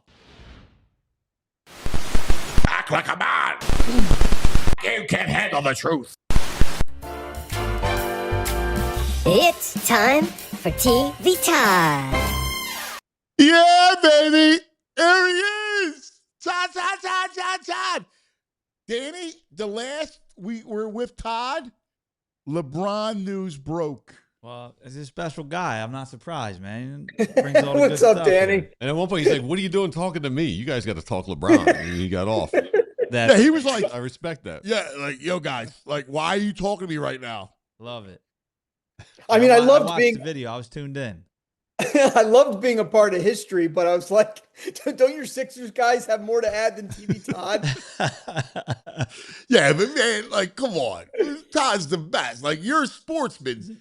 Beyond just being incredible when it comes to content and TV and film, you're a great sportsman and you love this stuff. So, you know, I was thinking of you today because we had Talk on. I had Talk on for like 40 minutes, just kind of talking. He was great. You know? He was great. He was great. I love when, if you get sucked into the fans' view of any team that we have, right? They act like the coaches don't know more than we do. Like they sit like they're sitting at home doing nothing, not looking for players, not looking to see how people are doing the offseason. And then when you hear talk, it's like, yeah, they're going over the schedule. They're looking at the pros and cons of every team and the strategies and the systems that they all play, and they're planning. They're going to plan how they run practices between this, very harsh periods of the schedule. I mean, we oftentimes forget that these guys know more than we do. They live it.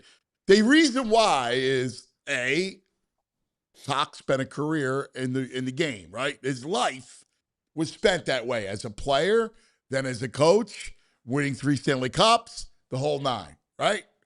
And then you live it every day. Those guys live this is their world. Jonesy spent his whole life doing this, playing hockey from the time he was probably 4 years old up until every level, up until management and doing everything else, media. I mean, there's a respect that comes with it. Is my there should be. I mean, the guy that sits home on his couch on X and swipes at guys like this. I mean, it really is ridiculous. But you know what was really cool? I liked hearing him talk about the excitement of an athlete, a pro athlete in Philadelphia, when other big athletes come into town. Like he was talking about hanging out with Schmidt and all that kind of stuff. Reading that Mitchkoff interview from this week, where Mitchkoff is like, look, I'm a big NBA fan and I'm so excited to have LeBron in town. You don't think that motivates a guy like Mitchkoff? I agree. I think you're right. Like, it's a big deal, and when a team is winning, and by the way, you share an arena with them. So like, it's going to osmosis. And you don't think the Flyers are going, all right, yeah, man, it's great the Sixers are doing that. We need to get our piece of the pie too. Mm-hmm. Like that's where, rising tides lift all boats. Like that's absolutely very real.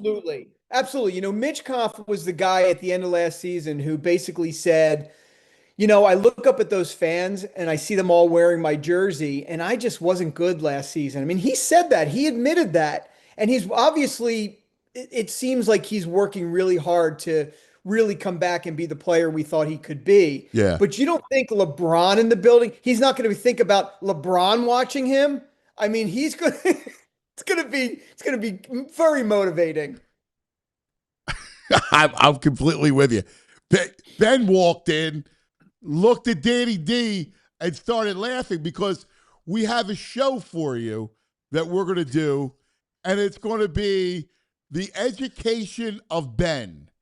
And the education of Ben is going to be educated by Danny D on the ways of not being a rube. Right? Rube. So This is crazy.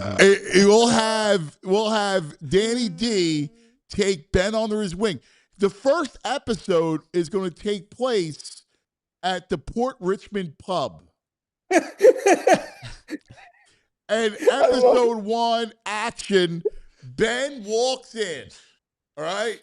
And you can almost hear the National Geographic kind of wildlife sound, right, of the narrator.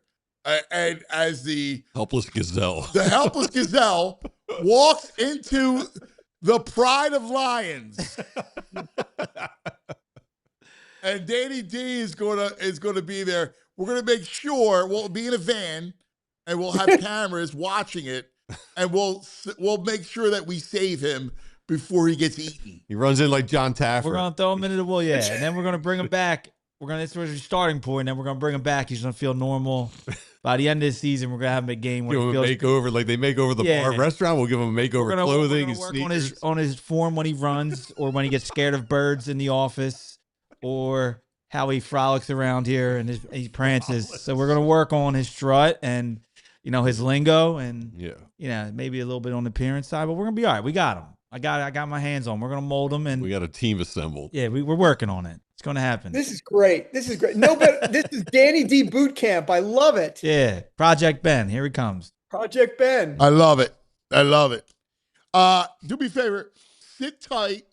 We got to do one more quick TO, and then tell us about Shark Week, because I think a new TV Todd show will happen during Shark Week. Sweet. We're in the middle of it right now. That's it. Right, all right. First, a word from our friends. BG's got this one, Jules Rules.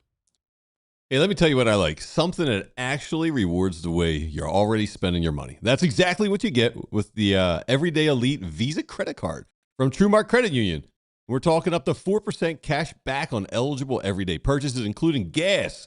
4% of what you're paying for gas, that's a lot of money back. And for a limited time, new cardholders, you also get 0% introductory APR on purchases for the first 12 months. Then 17.99% APR after that.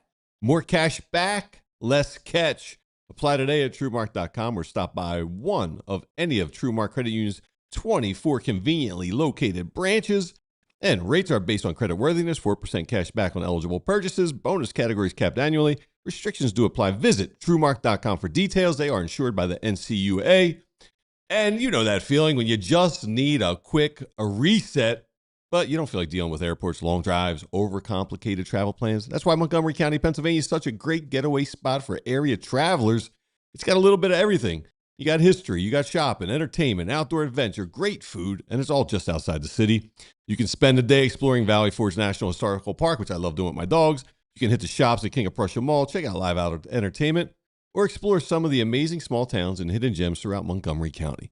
And with America celebrating our 250 years this summer, there's never been a better time to experience the history and the stories that help shape this country. So whether it's a couple's trip, a family weekend, a sports road trip, or just a chance to, unplug for a few days, Montgomery County makes it easy, makes it really easy to get away without going far. So plan your trip, book your stay, and start your retreat today at valleyforge.org. All right, let's get him back here. TV Todd, tell us about Shark Week and your role in Shark Week.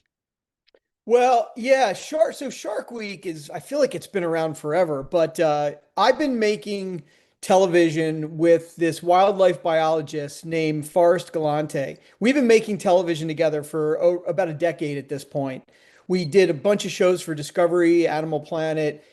We started a YouTube channel, which is like the world's largest wildlife channel right now with like over 1 billion views. I mean, he's really a special person in this category. He's incredibly knowledgeable, likable. His shows have continuously rated the highest during Shark Weeks year after year after year. He just did 3 hours. He just did 3 hours on Joe Rogan yesterday. I mean, he's did he really? Great. Wow. He did. He's been on multiple times, but he was on yesterday. So the show that we did together for this year's Shark Week premieres tonight at 10 o'clock p.m. And it's a show called Alien Sharks Untamed America. And basically what we're doing is we're used to doing Shark Week shows all over the world, but for this particular year, they wanted us to, celebrating the 250th and all that kind of stuff. They wanted us to come back here and highlight some sharks that are in our, in our backyards, whether it be, Gulf of Mexico, Florida's coast, off of the northeast shores of Boston, that sort of thing. And I think we did one of the best shows we've ever done. We went out there and we went after some really rare views of, like, one of the sharks is a basking shark. It's the second largest shark in the world. And, what we had to do is we had to get spotting planes to go up there and spot for these sharks. And then what we would do is we send a boat to go out and then we try to get a rare glimpse of them. And we got some amazing species. And again, these are in our waters. So this is the first time that we're looking at alien sharks, meaning sharks that we don't see very commonly and are a little bit weird. Some glow, some have different feeding habits. I mean, really interesting. Wow. Yeah, it was really cool. And we did it. We shot this last year, during the year. And it premieres tonight. I think everyone's going to like it. I think it's the best show that we've done, like I said, in Shark Week in a long time. So tonight, Alien Sharks, 10 o'clock, Untamed America. Untamed America. I'm locked in. Alien Sharks. I'll be locked in. 10 o'clock, locked in. There's nothing. What is it about it? And I know we talk about it every year, but what is it about that animal? Like, what is it about that fish that we are just so enamored? I can't. If it's on, I'm locked in. I know. Well, first of all, like, I don't know about you, but when I watch these shows, I find them very relaxing. Oh, yes. The underwater, Yes. it's just the beautiful, just calm underwater. And, we're going deeper and deeper and deeper to find these sharks that, like last night, they had a show called Jurassic Shark or something like that. And they were using a submarine to go further down than they've ever been to tag some of these sharks that have never been seen. I mean, I think we're fascinated because they are about as close to prehistoric creatures that have lived have walked this earth, swam on this earth way longer than any of us.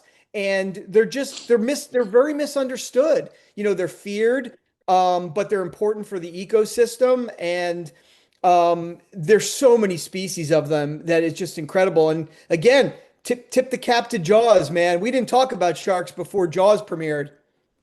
It's true. It is. It is true. I mean, Danny D's down the shore, like you like just that ocean, like it just, you just feel it. You feel the sharks in the water. Yeah, I mean, it's such a cool thing, though. I mean, I do get locked in every year around this time, and like Anthony was saying, it just, again, I think the storytelling of them and just being able to go deep, because we see them, but only the extent, right? We only see what kind of comes close enough to us, so we don't really get to know the depths of them, or really like how they actually operate and what they're actually doing, and where they are, right? And so I think it's really cool. Every year I kind of lock in, but I'm excited for this tonight.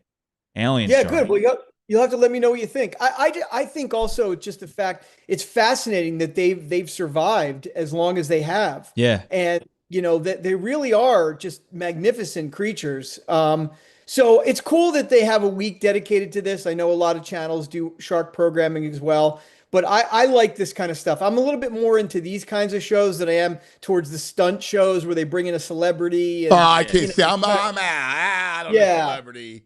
Yeah. This is real. Like, this is real wildlife biologist stuff. Yeah. And where did you film this, Todd? Sorry, I missed that. Where did you say? We filmed all over Gulf of Mexico, but one of the places we filmed we never filmed before is off the coast of Boston.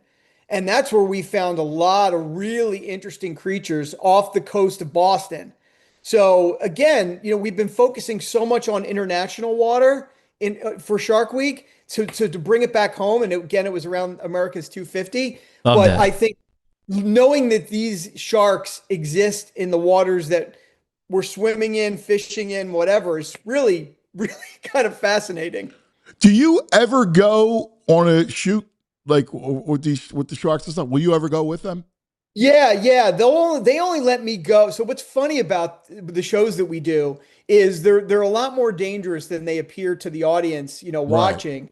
So a lot of times I try to go on shoots and they tell me no. Like they'll let me go if we go shoot in the Bahamas, or like we're on a boat and we're, it's relatively calm in Bahamas and we're doing research, tagging some sharks, whatever. I can go to that. But I asked to go all the time to stuff, and they've said no to me. Like one time we were doing a series, and it was a crocodile based series, real intense crocs. And really the show was about sharks living in very swampy waters, like where crocs are, and gators. And they wouldn't let me go because they said the gators and the crocs are so aggressive. If you're not trained in this, they will literally pull you off the boat. They will just take you by the ankle and they will pull you off the boat, and they'll pull you into a death roll, and there's nothing we could do to help you. Damn. The death roll. That's a motherfucking croc. Yeah. So they try to protect me from me. Yeah, I got it. Yeah, the gators and the crocs, man. Those death rolls are nasty, those things. And they're fast. They move so much faster than people think they move. Yeah. Especially if you're in the water. They will come up and they will grab your ankle, and that will be it. Yeah. Jeez, that's amazing. You're headed out of town. You going anywhere fun?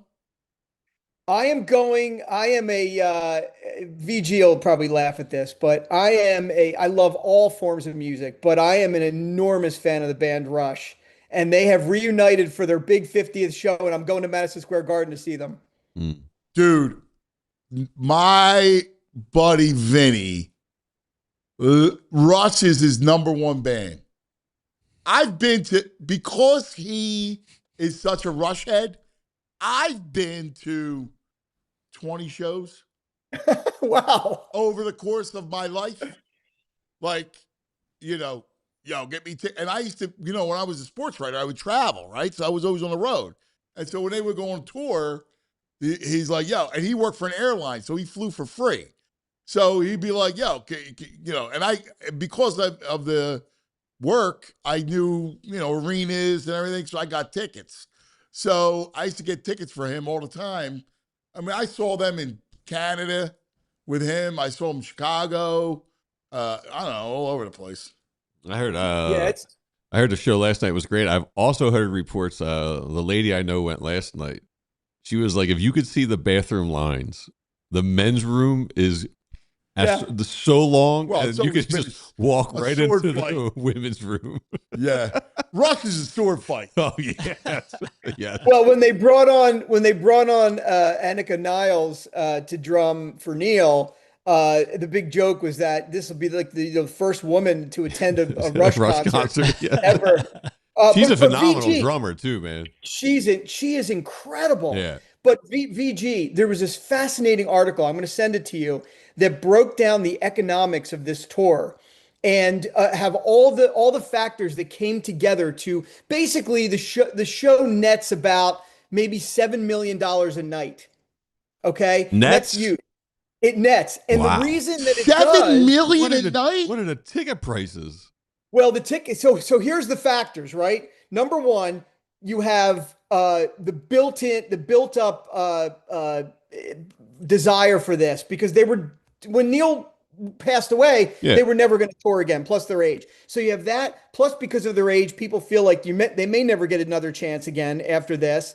Then they do, obviously VIP stuff, merch, whatever. But they do a 3-hour show and a 40-minute intermission, which pumps up the concession sales and the merch sales, etc. It's this article was great. It was like a doctorate thesis about these shows and the economics. Wow, this is all rub your I out. don't know if I'm a fan of an intermission. Yeah, I don't know. Oh, for a 3-hour show, you wouldn't be able to go 40-minute intermission? Yeah, you got to go intermission. Nah. The boss They doesn't come do out of intermission. VG. They come out of mission and they do 21-12 in its entirety. VG, they come out of intermission and then they do 21-12 in its entirety. Oh, great. Dude, that's awesome. That's awesome, man. Did you know I've had a nug we've never played. I've had it for Geddy Lee's one of the largest collector of baseball. Oh, he's a huge baseball His fan. house is crazy. It's like a museum. He's a huge baseball fan. It's wild. He is one of the biggest baseball fans. Like, he's a huge Blue Jays guy. He's just got balls and bats. His whole basement is just nothing but baseball. Yeah, he's a memorabilia. big time baseball man. Yeah, He's a fascinating dude. His book is fantastic. If you ever get a chance to read it, and his parents were Holocaust the Holocaust. Really fascinating book. But anyway, these 4 shows at Madison Square Garden are going to be really special. Yeah, that's awesome. You're going to rut. So you're going when you going tomorrow night? I'm going to head. I'm going tomorrow night. Oh, that's awesome. That's fantastic. You're going to be up there. You're going to do 2 shows, or what are they doing? I'm going to probably do one. I may do when they come back to Philly. I may hit the Philly shows at the end of August. So we'll see. Yeah, that's great. My brother, you want to leave us with anything to watch for the weekend? Yeah, I'll recommend something real quick to you. There's a movie that's streaming right now that was absolutely fantastic. It's called The Tuner. It was a huge Sundance hit. It's streaming now at home for only a few dollars. It is a wonderful, wonderful movie. It's about this piano tuner who has a disease or a disability where he hears too much. So he's a piano tuner. He has to wear like devices to sort of tamper down the sound. But these criminal elements kind of figure out that he can crack open safes. And I'm in on it's that. so good. It's Dustin Hoffman is in it, and it's really, really, really good. It's one of those movies that appeals to everybody. There's a love story in it. It's really one of the best movies I've seen in a very, very long time. 95% on Rotten Tomatoes. I really think people should stream this. They'll love it. The Tuner. All right. I'm in on that, man. That's right up my alley. I love it. Love it. My brother, we love you, buddy. Enjoy the show. Thank you so much. Great to see you guys. Good to see you, Todd, I miss Danny. you, brother. You too, bud. See you, brother. There he is, the great TV Todd. It's great to have this moment, a moment in time, Jules, when we get, and to me, the moment in time today, brought to us by good friends at Valley Forge, is pitching ourselves that LeBron is here. And this is one of the great times of Philadelphia sports. It's one of the craziest times. It's been a wild off season. It's so cool. The whole town's crazy. It's so cool. The whole area is crazy. He's going to bring in $400 million, they That's what said. I'm saying. Like he generates $400 million for your city. And I'm seeing a quote from Rich Paul saying, like, this city could energize him to play 3 or 4 years, they're saying. Don't tease me like that. This is the best. Hey, man, welcome here. Yeah. Let's go. Brother, dude, now that you're back, I need you weekly. We're back. We'll Right. get back in our routine. You bring such great joy to I the miss show. you guys, man. I told you. We love you. We miss you. Can we show him a little Jimothy update? Oh, yeah. Go ahead. You know Jimothy? The deformed raccoon. It's got short spine syndrome. I've seen Jimothy. Yes. Yeah. This is Jimothy's mom. Back in the day, they got footage of he's trying to walk across a fence, and she knows her son's got a little problem. disability there. Yeah, so she's very patient with him. Okay. And then she helps him out. And then his little brother's behind. Yeah. You cry. You gotta walk the fence. We might get flagged. I don't know what the music is. But yeah. She's holding him. He's struggling. He's got no balance because he's got the short spine syndrome. Then she just picks him up. Yeah. And she's like, I'll get you. And his little brothers are behind her. Timothy. We got to get you a shirt. She's such a caring mother. She's so patient with him that she just picks him up and carries him. That's awesome. That's beautiful. Seattle Mariners are doing a Jimothy night August 5th. They're giving out a shirt and a Jimothy rookie card. See, what are we doing? Let's profit off of Jimothy. Yeah, what are we doing? All right. How about it, Danny D? We're all going to profit off of Jimothy. Come on, man. That's what it. That's where it's about now. So cute. Get a few bucks off of Jimothy. That's going to do it for us. Jules rules. Jules, Great yeah. job, Jules. We love you. Fun stuff, everybody. As always, have a great day. We'll see you in the morning. We all silly like the mayor.